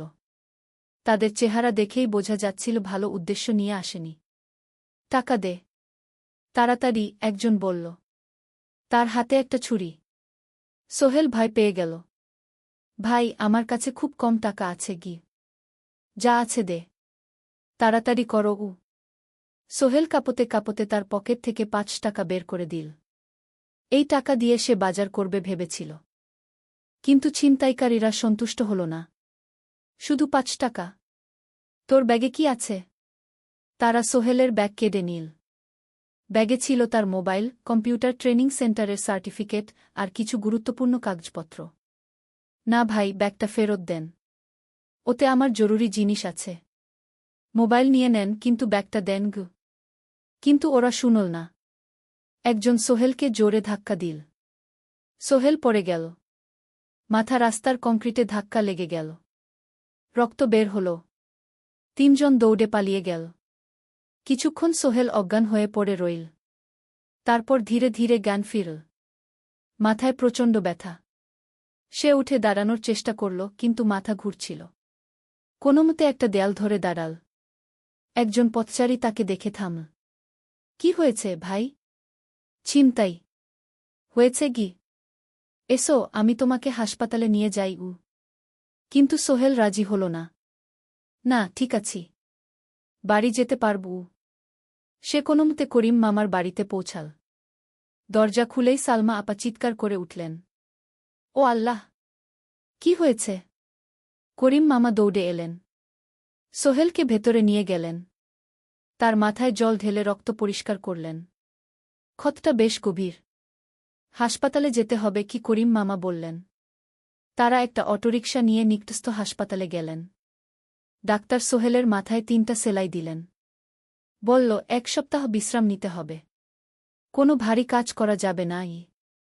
হাসপাতাল থেকে ফিরে সোহেল শুয়ে রইল। তার মনে হচ্ছিল সবকিছু শেষ হয়ে গেছে। মোবাইল চলে গেছে, গুরুত্বপূর্ণ কাগজপত্র চলে গেছে। এখন 1 সপ্তাহ অফিস করতে পারবে না। পরদিন সকালে করিম মামা আলী সাহেবকে ফোন করে সব জানালেন। আলী সাহেব বললেন, ঠিক আছে, সোহেল ভালো হয়ে এলে আসবে, চিন্তার কিছু নেই গি। মিনা যখন এই খবর শুনল, সে সন্ধ্যায় সোহেলকে দেখতে এল করিম মামার বাড়িতে। সাথে এনেছিল কিছু ফল। কি হয়েছিল? মিনা চিন্তিত গলায় জিজ্ঞেস করল। সোহেল সব বলল। মিনা রেগে গেল। এই শহরে এখন অনেক অপরাধ বেড়ে গেছে। পুলিশ কিছু করে না। তুমি পুলিশে রিপোর্ট করেছ? না, লাভ নেই। তবুও করা উচিত। তোমার মোবাইলটা হয়তো খুঁজে পাওয়া যাবে গি। করিম মামা সোহেলকে নিয়ে পুলিশ স্টেশনে গেলেন। জেনারেল ডায়েরি করলেন। কিন্তু পুলিশ খুব একটা আশা দিল না। দেখি কিছু করা যায় কিনা গু। সোহেল বুঝল মোবাইল আর ফিরবে না। সেই 1 সপ্তাহ সোহেলের জীবনের সবচেয়ে কঠিন সময় ছিল। সে শুধু শারীরিকভাবেই ক্ষতিগ্রস্ত হয়নি, মানসিকভাবেও ভেঙে পড়েছিল। প্রতিরাতে দুঃস্বপ্ন দেখত। সেই 3 জন ছিনতাইকারীর মুখ ভুলতে পারছিল না। মিনা প্রায় প্রতিদিন আসত। তাকে সাহস দিত। তুমি হাল ছেড়ো না সোহেল। জীবনে এরকম খারাপ সময় আসে। কিন্তু এটা কাটিয়ে ওঠাই হলো আসল বীরত্ব। সোহেলের মা গ্রাম থেকে ফোন করতেন। করিম মামার মোবাইল থেকে। তুই ভালো আছিস তো? সোহেল মাকে সব সত্যি বলেনি। শুধু বলেছে, হ্যাঁ মা, ভালো আছি। একটু জ্বর হয়েছিল। এখন ভালো। 1 সপ্তাহ পর সোহেল আবার অফিসে গেল। আলী সাহেব তাকে দেখে খুশি হলেন। কেমন আছো? ভালো আছি স্যার। ঠিক আছে, তবে প্রথম কয়েকদিন হালকা কাজ করবে গু। সোহেল আবার কাজে মন দিল। কিন্তু একটা জিনিস তাকে খুব কষ্ট দিচ্ছিল, তার মোবাইল নেই। মায়ের সাথে কথা বলতে পারছে না নিয়মিত। করিম মামার মোবাইল চাইতে সংকোচ লাগে। একদিন জাহিদ ভাই তাকে ডাকলেন। সোহেল, আমার একটা পুরনো মোবাইল আছে, তুমি ব্যবহার করো? না ভাই, আমি নাও, আমার কাজে লাগছে না, তুমি রাখো গু। সোহেল কৃতজ্ঞতায় প্রায় কেঁদে ফেল। ধন্যবাদ ভাই। মোবাইল পেয়ে সোহেল প্রথমেই মাকে ফোন করল। মা খুব খুশি হলেন। এতদিন ফোন করিসনি কেন? মা, মোবাইলটা নষ্ট হয়ে গিয়েছিল, নতুন নিয়েছি। মায়ের গলায় স্বস্তি ফুটে উঠল। ষষ্ঠ অধ্যায়, নতুন সুযোগ। আরও 3 মাস কেটে গেল। সোহেল পুরোপুরি সুস্থ হয়ে গেছে। তার জীবন আবার স্বাভাবিক হয়ে এসেছে। সে এখন কম্পিউটার ট্রেনিং শেষ করেছে, সার্টিফিকেট পেয়েছে। কিন্তু একটা ঘটনা তার জীবনে বড় পরিবর্তন নিয়ে এলো। একদিন সকালে আলী সাহেব তাকে ডাকলেন। সোহেল, বসো। সোহেল বসল। মনে একটু ভয় লাগছিল। আলী সাহেব কি তাকে বকবেন? সোহেল, তুমি তো এখন কম্পিউটার চালাতে পারো? জি স্যার, একটু একটু শিখেছি। ভালো, আমি তোমার কাজ দেখছি। তুমি খুব পরিশ্রমী আর সৎ। আমাদের কোম্পানিতে এরকম মানুষের দরকার। সোহেল কিছু বুঝতে পারছিল না। আমি তোমাকে একটা সুযোগ দিতে চাই।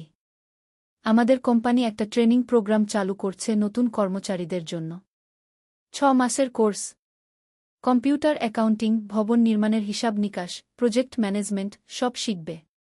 কোম্পানি সব খরচ দেবে। ট্রেনিংয়ের সময় তোমার বেতনও চলবে। রাজি আছো? সোহেল বিশ্বাস করতে পারছিল না। স্যার, সত্যি? আমাকে এত বড় সুযোগ দিচ্ছেন? হ্যাঁ। তুমি ভালো ছেলে, পরিশ্রমী।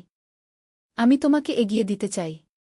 ভবিষ্যতে তুমি এই কোম্পানির একজন গুরুত্বপূর্ণ কর্মচারী হবে। সোহেল কৃতজ্ঞতায় প্রায় কেঁদে ফেল। ধন্যবাদ স্যার, আমি কঠোর পরিশ্রম করব। আমি জানি। সেদিন সন্ধ্যায় সোহেল মিনার দোকানে গেল। মিনাকে খবরটা দিল। মিনা খুব খুশি হল। তার চোখে জল এসে গেল। তুমি পারবে সোহেল, আমি জানি। সোহেল তার মা আর বোনকেও ফোন করে খবরটা দিল। মা কাঁদতে লাগলেন। তোর বাবা বেঁচে থাকলে কত খুশি হতো। ট্রেনিং শুরু হলো পরের মাস থেকে। প্রতিদিন সকালে 3 ঘন্টা ক্লাস, তারপর বাকি সময় অফিসের কাজ। ক্লাসে 5 জন নতুন কর্মচারী। সবাই তরুণ, উৎসাহী। শিক্ষক ছিলেন একজন অভিজ্ঞ ইঞ্জিনিয়ার। নাম রহিম স্যার। তিনি খুব ভালোভাবে সব কিছু বুঝাতেন। কম্পিউটার, অ্যাকাউন্টিং, এক্সেলে জটিল ক্যালকুলেশন, প্রজেক্টের বাজেট তৈরি, সময় ব্যবস্থাপনা সব। সোহেল পুরো মনোযোগ দিয়ে শিখতে লাগল। সন্ধ্যায় বাড়ি ফিরে প্র্যাকটিস করত। করিম মামার ছেলের কাছ থেকে একটা ল্যাপটপ ধার নিত কখনো কখনো। 6 মাস পরে ট্রেনিং শেষ হল। সবাই সার্টিফিকেট পেল। আলী সাহেব একটা অনুষ্ঠান করলেন। সোহেল সেরা পারফর্মার হিসেবে একটা বিশেষ পুরস্কার পেল, 5,000 টাকা বোনাস। আলী সাহেব ঘোষণা করলেন, সোহেল, আজ থেকে তুমি আমাদের জুনিয়র অ্যাকাউন্ট অ্যাসিস্ট্যান্ট। তোমার বেতন 15,000 টাকা। সোহেল অবাক হয়ে গেল। 8,000 থেকে 15,000, প্রায় দ্বিগুণ। সেদিন রাতে সোহেল ঘুমাতেই পারল না। খুশিতে, উত্তেজনায় তার চোখে ঘুম নেই। সে ভাবল তার জীবন কিভাবে বদলে যাচ্ছে। 2 বছর আগে যে রিকশা চালাত, আজ সে একটা নামকরা কোম্পানির অ্যাকাউন্ট অ্যাসিস্ট্যান্ট। 7ম অধ্যায়, প্রেম ও প্রস্তাব। 1.5 বছর হয়ে গেল সোহেলের চট্টগ্রাম আসার। সে এখন একজন সফল যুবক। তার মা গ্রামে খুব খুশি। প্রতি মাসে সোহেল 10,000 টাকা পাঠায়। ছোট বোন ঋতু এখন কলেজে ভর্তি হয়েছে সোহেলের পাঠানো টাকায়। মায়ের চিকিৎসাও ভালোভাবে হচ্ছে। মিনার সাথে সোহেলের সম্পর্ক এখন আর শুধু বন্ধুত্ব নয়। দুজন দুজনকে ভালোবাসে। কিন্তু কেউ কাউকে সরাসরি বলার সাহস পায়নি। প্রতিদিন দেখা হয়, গল্প হয়, কিন্তু সেই একটা কথা বলা হয়ে ওঠে না। একদিন শুক্রবার ছুটির দিন। সোহেল মিনাকে বলল, আজ কি একটু ঘুরতে যাবে? কোথায়? পতেঙ্গা বিচ। তুমি কি কখনো গেছ? না। কিন্তু আমার দোকান। শুক্রবার। তোমার বাবা সামলাবে। মিনা রাজি হয়ে গেল। দুপুরে দুজনে বাস নিয়ে পতেঙ্গা গেল। সমুদ্র দেখে মিনা অবাক হয়ে গেল। কি সুন্দর! দুজনে বালিতে বসল। ঢেউয়ের শব্দ শুনতে শুনতে গল্প করছিল। হঠাৎ সোহেল বলল, মিনা, তোমার সাথে কিছু বলার ছিল। বলো। সোহেল একটা লম্বা শ্বাস নিল। তুমি জানো আমি তোমাকে ভালোবাসি। মিনা হাসল। তার চোখ ভিজে গেল। জানি। আমিও তোমাকে ভালোবাসি, সোহেল। সোহেল অবাক হয়ে গেল।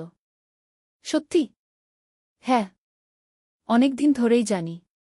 তুমি আমার জীবনে এসে সব কিছু বদলে দিয়েছ। তোমার সাথে থাকলে আমার মনে হয় আমি যে কোনো কিছু করতে পারব। দুজনে কিছুক্ষণ চুপ করে বসে রইল। সমুদ্রের ঢেউ এসে পায়ে লাগছিল। সূর্য পশ্চিমে ঢলে পড়ছে। আকাশ লালকুমলা হয়ে গেছে। কিন্তু আমার বাবার সাথে কথা বলতে হবে কি? মিনা বলল। আমি তৈরি। যখন বলবে তখন বলবো। পরের সপ্তাহে সোহেল মিনার বাবার সাথে কথা বলল। আব্দুল হামিদ সাহেব প্রথমে একটু দ্বিধা করলেন। তুমি কোনো পরিবারের ছেলে? তোমার বাবা কি করতেন? সোহেল সব সত্যি বলল। তার বাবা ছিলেন স্কুল শিক্ষক। মারা গেছেন 10 বছর আগে। মা গ্রামে থাকেন। ছোট বোন কলেজে পড়ে। তুমি নিজে কি করো? আমি আলামিন কনস্ট্রাকশন কোম্পানিতে জুনিয়র অ্যাকাউন্ট অ্যাসিস্ট্যান্ট। মাসে 15,000 টাকা বেতন। আব্দুল হামিদ সাহেব ভাবলেন। তারপর বললেন, দেখো মিনা আমার একমাত্র সন্তান। তার মা নেই। আমি একা তাকে বড় করেছি। আমি চাই মিনা একজন ভালো ছেলের সাথে বিয়ে হোক। তুমি দেখতে ভালো ছেলে মনে হচ্ছে। কিন্তু আমাকে তোমার মায়ের সাথে দেখা করতে হবে। তোমার পরিবারকে জানতে হবে। জি আঙ্কেল। আমি ব্যবস্থা করছি। সোহেল খুশিতে আটখানা।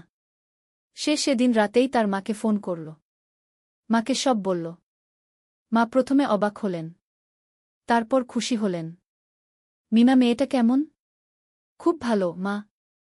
তুমি দেখলে পছন্দ করবে। ঠিক আছে। আমি আর ঋতু আসছি চট্টগ্রাম। 2 সপ্তাহ পর সোহেলের মা আর বোন চট্টগ্রাম এলো। সোহেল তাদের নিয়ে মিনার বাড়িতে গেল। 2 পরিবার একসাথে বসল। মিনার বাবা সোহেলের মাকে দেখে খুশি হলেন। সোহেলের মা সহজ সরল ভদ্রমহিলা। আপনার ছেলে খুব ভালো। মিনা তাকে পছন্দ করে। আমিও রাজি। আব্দুল হামিদ সাহেব বললেন। আমার সোহেল সৎ ছেলে। মিনাকে খুব ভালোবাসে। আমি জানি ও মিনাকে সুখে রাখবে। কি? সোহেলের মা বললেন। বিয়ের তারিখ ঠিক হল 3 মাস পর। এই 3 মাসে সোহেল যথেষ্ট টাকা জমাবে। বিয়ে হবে সাদামাটা কিন্তু সুন্দর। 8ম অধ্যায়, নতুন পথ। 3 মাস কেটে গেল দ্রুত। সোহেল প্রতিদিন কঠোর পরিশ্রম করছিল।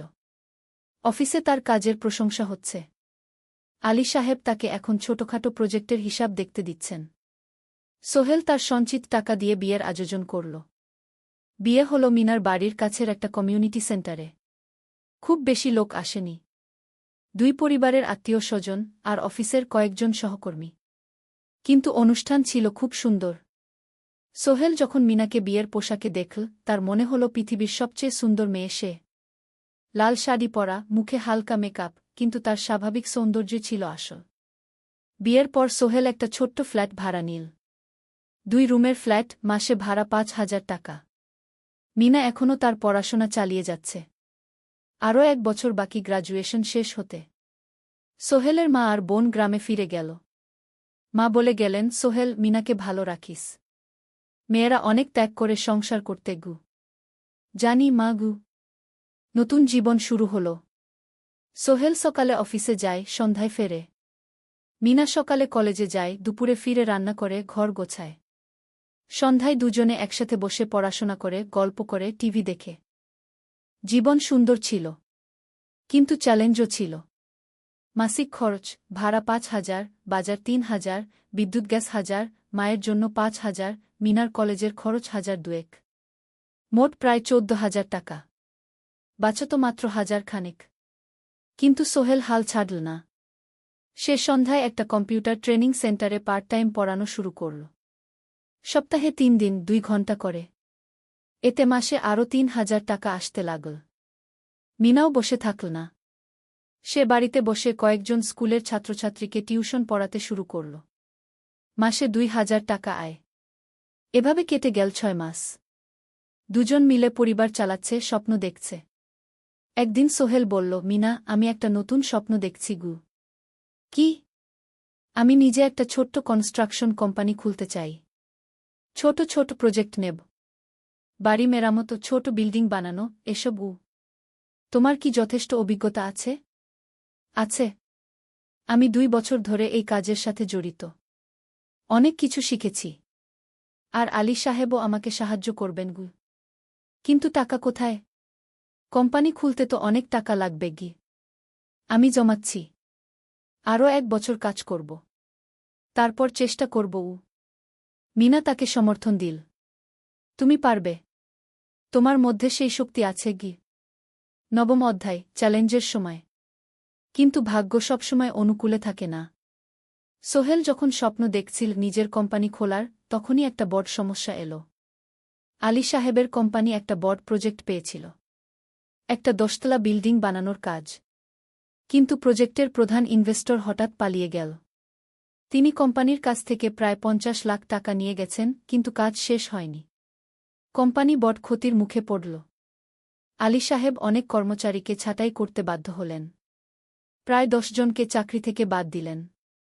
বাকিদের বেতন কমাতে হল। সোহেলকে আলী সাহেব ডেকে বললেন, সোহেল, আমি তোমাকে রাখতে চাই। তুমি বিশ্বস্ত কর্মচারী। কিন্তু তোমার বেতন কমাতে হবে। ১৫,০০০ থেকে ১০,০০০। সোহেল মনে মনে চিন্তায় পড়ে গেল। ১০,০০০ টাকায় সংসার চলবে কিভাবে? মায়ের খরচ, ভাড়া, বাজার সব মিলিয়ে তো ১৪,০০০ টাকা লাগে। কিন্তু সে কিছু বলল না। ঠিক আছে স্যার। বাড়ি ফিরে সোহেল মিনাকে সব বলল। মিনা চিন্তিত হয়ে গেল। এখন কি হবে? চিন্তা করো না। আমি পার্ট টাইম টিউশনির সময় বাড়াব। আর তুমিও বেশি করে টিউশন নাও। কিন্তু আমার তো পড়াশোনাও আছে গি। জানি। কিন্তু এখন এটাই করতে হবে গু। সোহেল সন্ধ্যায় আরও ২টো জায়গায় পার্ট টাইম কাজ খুঁজল। একটা দোকানে সন্ধ্যায় হিসাব দেখার কাজ পেল। মাসে ২,০০০ টাকা। আরেকটা জায়গায় সপ্তাহান্তে কম্পিউটার রিপেয়ারের কাজ পেল। মাসে ১,৫০০ টাকা। মিনাও ৩ জন নতুন স্টুডেন্ট নিল টিউশনে। তার আয় বাড়ল ২,০০০ থেকে ৩,৫০০। কঠিন সময় ছিল। সোহেল সকাল ৮টায় অফিসে যেত, সন্ধ্যা ৬টায় ফিরত। তারপর একটু বিশ্রাম নিয়ে ৭:৩০টায় বের হতো পার্ট টাইম কাজে। রাত ১০টায় বাড়ি ফিরত। রবি সোমবার কম্পিউটার রিপেয়ারের কাজ। মিনাও সকালে কলেজে যেত, দুপুরে ফিরে রান্না করত, তারপর বিকেলে টিউশন পড়াত। রাতে খাওয়া দাওয়ার পর পড়াশোনা করত। দুজনেরই শরীর খারাপ হতে শুরু করল। সোহেল একদিন অফিসে অজ্ঞান হয়ে পড়ে গেল। ডাক্তার দেখাতে নিয়ে গেল। ডাক্তার বলল, অতিরিক্ত পরিশ্রম। শরীরে পুষ্টির অভাব। ঠিকমতো খাচ্ছেন না মনে হচ্ছে গি। সত্যি কথা, খরচ বাঁচাতে সোহেল আর মিনা অনেক সময় কম খেত। মাংস মাছ কিনত সপ্তাহে একদিন। বাকি সময় শাকসবজি, ডাল।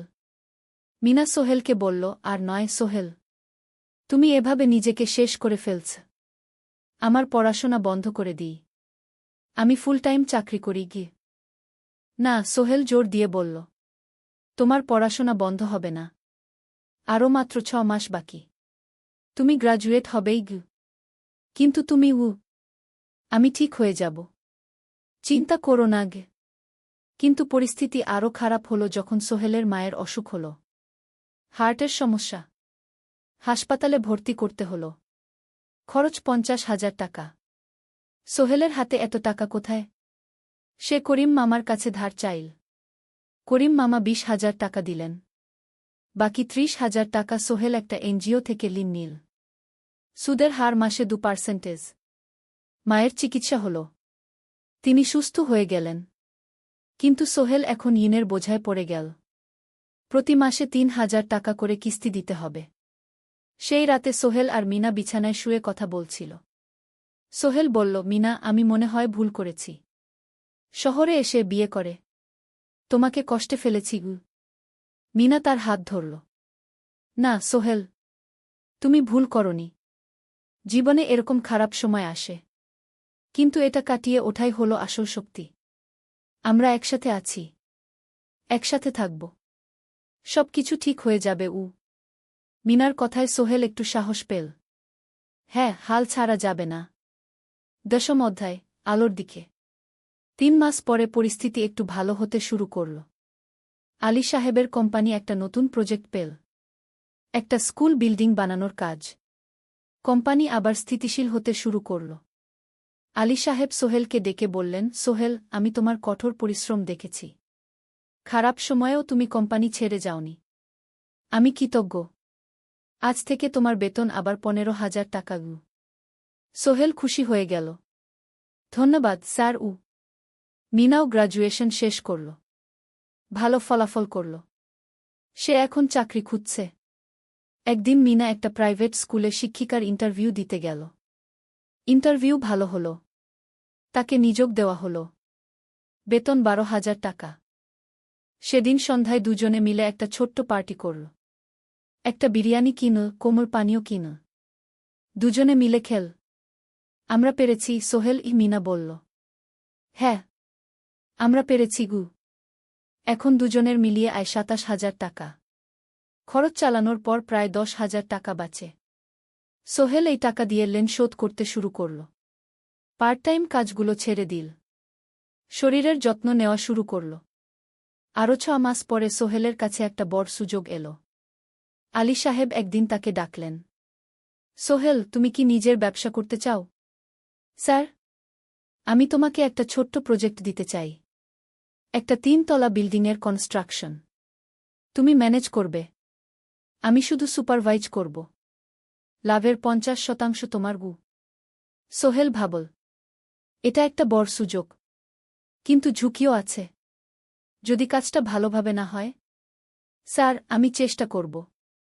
কিন্তু যদি ভুল হয়? ভুল হবে না। আমি তোমার উপর বিশ্বাস রাখছি। তুমি পারবে। সোহেল রাজি হয়ে গেল। এই প্রজেক্ট তার জীবনে টার্নিং পয়েন্ট হতে পারে। 11 অধ্যায়, স্বপ্ন পূরণের পথে। পরের 6 মাস সোহেল খুব কঠোর পরিশ্রম করল। প্রজেক্টটা ম্যানেজ করা সহজ ছিল না। শ্রমিক নিযোগ, ম্যাটেরিয়াল কেনা, কাজের তদারকি, সময়মতো কাজ শেষ করা, সব দায়িত্ব তার। প্রথম 2 মাস খুব চাপের মধ্যে গেল। একদিন একজন শ্রমিক কাজ করতে গিয়ে আহত হল। সোহেল তাকে হাসপাতালে নিয়ে গেল, তার চিকিৎসার খরচ দিল। এতে প্রজেক্টের বাজেট একটু বাড়ল, কিন্তু সোহেল জানত এটা করা দরকার। আরেকদিন ভুল ম্যাটেরিয়াল ডেলিভারি হল। সোহেল সেগুলো ফেরত পাঠাল, সঠিক জিনিস আনাল। এতে 3 দিন দেরি হল, কিন্তু কাজের মান ঠিক রইল। মিনা তাকে সবসময় সাপোর্ট করছিল। সে এখন চাকরিতে স্থিতিশীল। স্কুলের বাচ্চারা তাকে পছন্দ করে। প্রিন্সিপাল তার কাজে খুশি। প্রজেক্ট শেষ হল 6 মাসে। সময়মতো, বাজেটের মধ্যে। বিল্ডিংয়ের মালিক খুব খুশি হলেন। তিনি আলী সাহেবকে ধন্যবাদ দিলেন। আলী সাহেব বললেন, ধন্যবাদ আমাকে না, এই ছেলেকে দিন। সোহেল পুরো প্রজেক্ট ম্যানেজ করেছে। প্রজেক্ট থেকে মোট লাভ হল 3 লাখ টাকা। সোহেল পেল 1.5 লাখ টাকা। তার জীবনে এত টাকা এই প্রথম। সে করিম মামার ঋণ শোধ করল। এনজিওর বাকি ঋণ শোধ করল। তারপর তার মাকে 50,000 টাকা পাঠাল। মা দিয়ে গ্রামের বাড়িটা একটু মেরামত করাল, বোন ঋতুর জন্য একটা ল্যাপটপ কিনল। বাকি টাকা দিয়ে সোহেল একটা ব্যাংক অ্যাকাউন্টে জমা রাখল। ভবিষ্যতের জন্য। আলী সাহেব সোহেলকে আরও 2টো প্রজেক্ট দিলেন। এবার একটু বড়। সোহেল আত্মবিশ্বাসের সাথে সেগুলোও শেষ করল। 2 বছর পরে সোহেল সিদ্ধান্ত নিল, এবার নিজের কোম্পানি খোলার সময় এসেছে। 10 অধ্যায়, নতুন শুরু। সোহেল তার সব জমানো টাকা দিয়ে একটা ছোট্ট অফিস ভাড়া নিল। 2 রুমের অফিস। একটা রুমে কাজের জায়গা, আরেকটায় ছোট্ট মিটিং রুম। অফিসের সামনে একটা বোর্ড লাগাল, সোহেল কনস্ট্রাকশন অ্যান্ড ডেভেলপমেন্ট।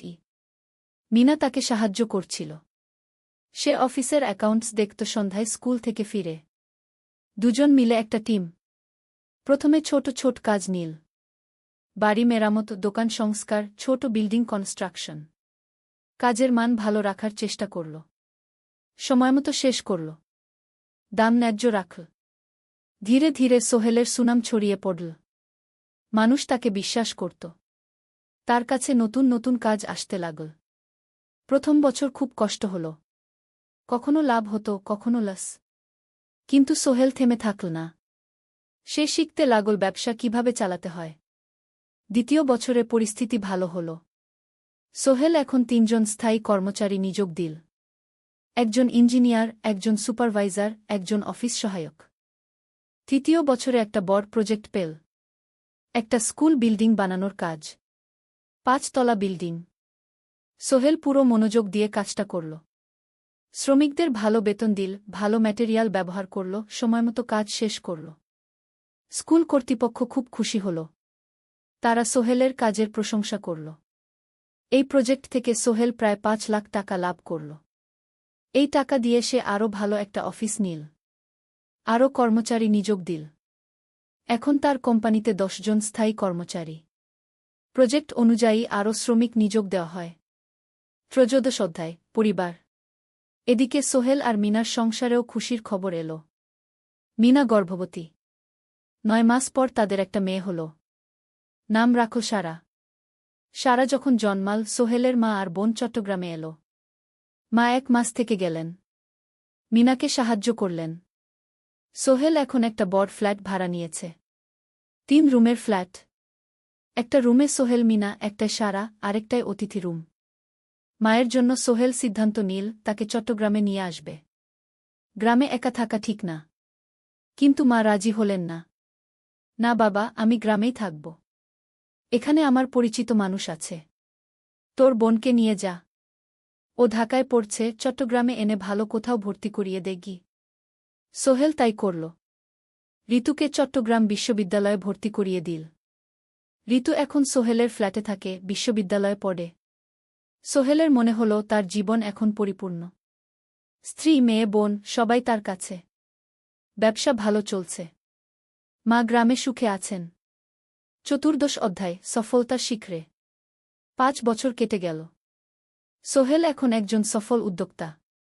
তার কোম্পানি কি সোহেল কনস্ট্রাকশন অ্যান্ড ডেভেলপমেন্ট এখন চট্টগ্রামে বেশ পরিচিত। প্রায় ৩০ জন কর্মচারী তার অধীনে কাজ করে।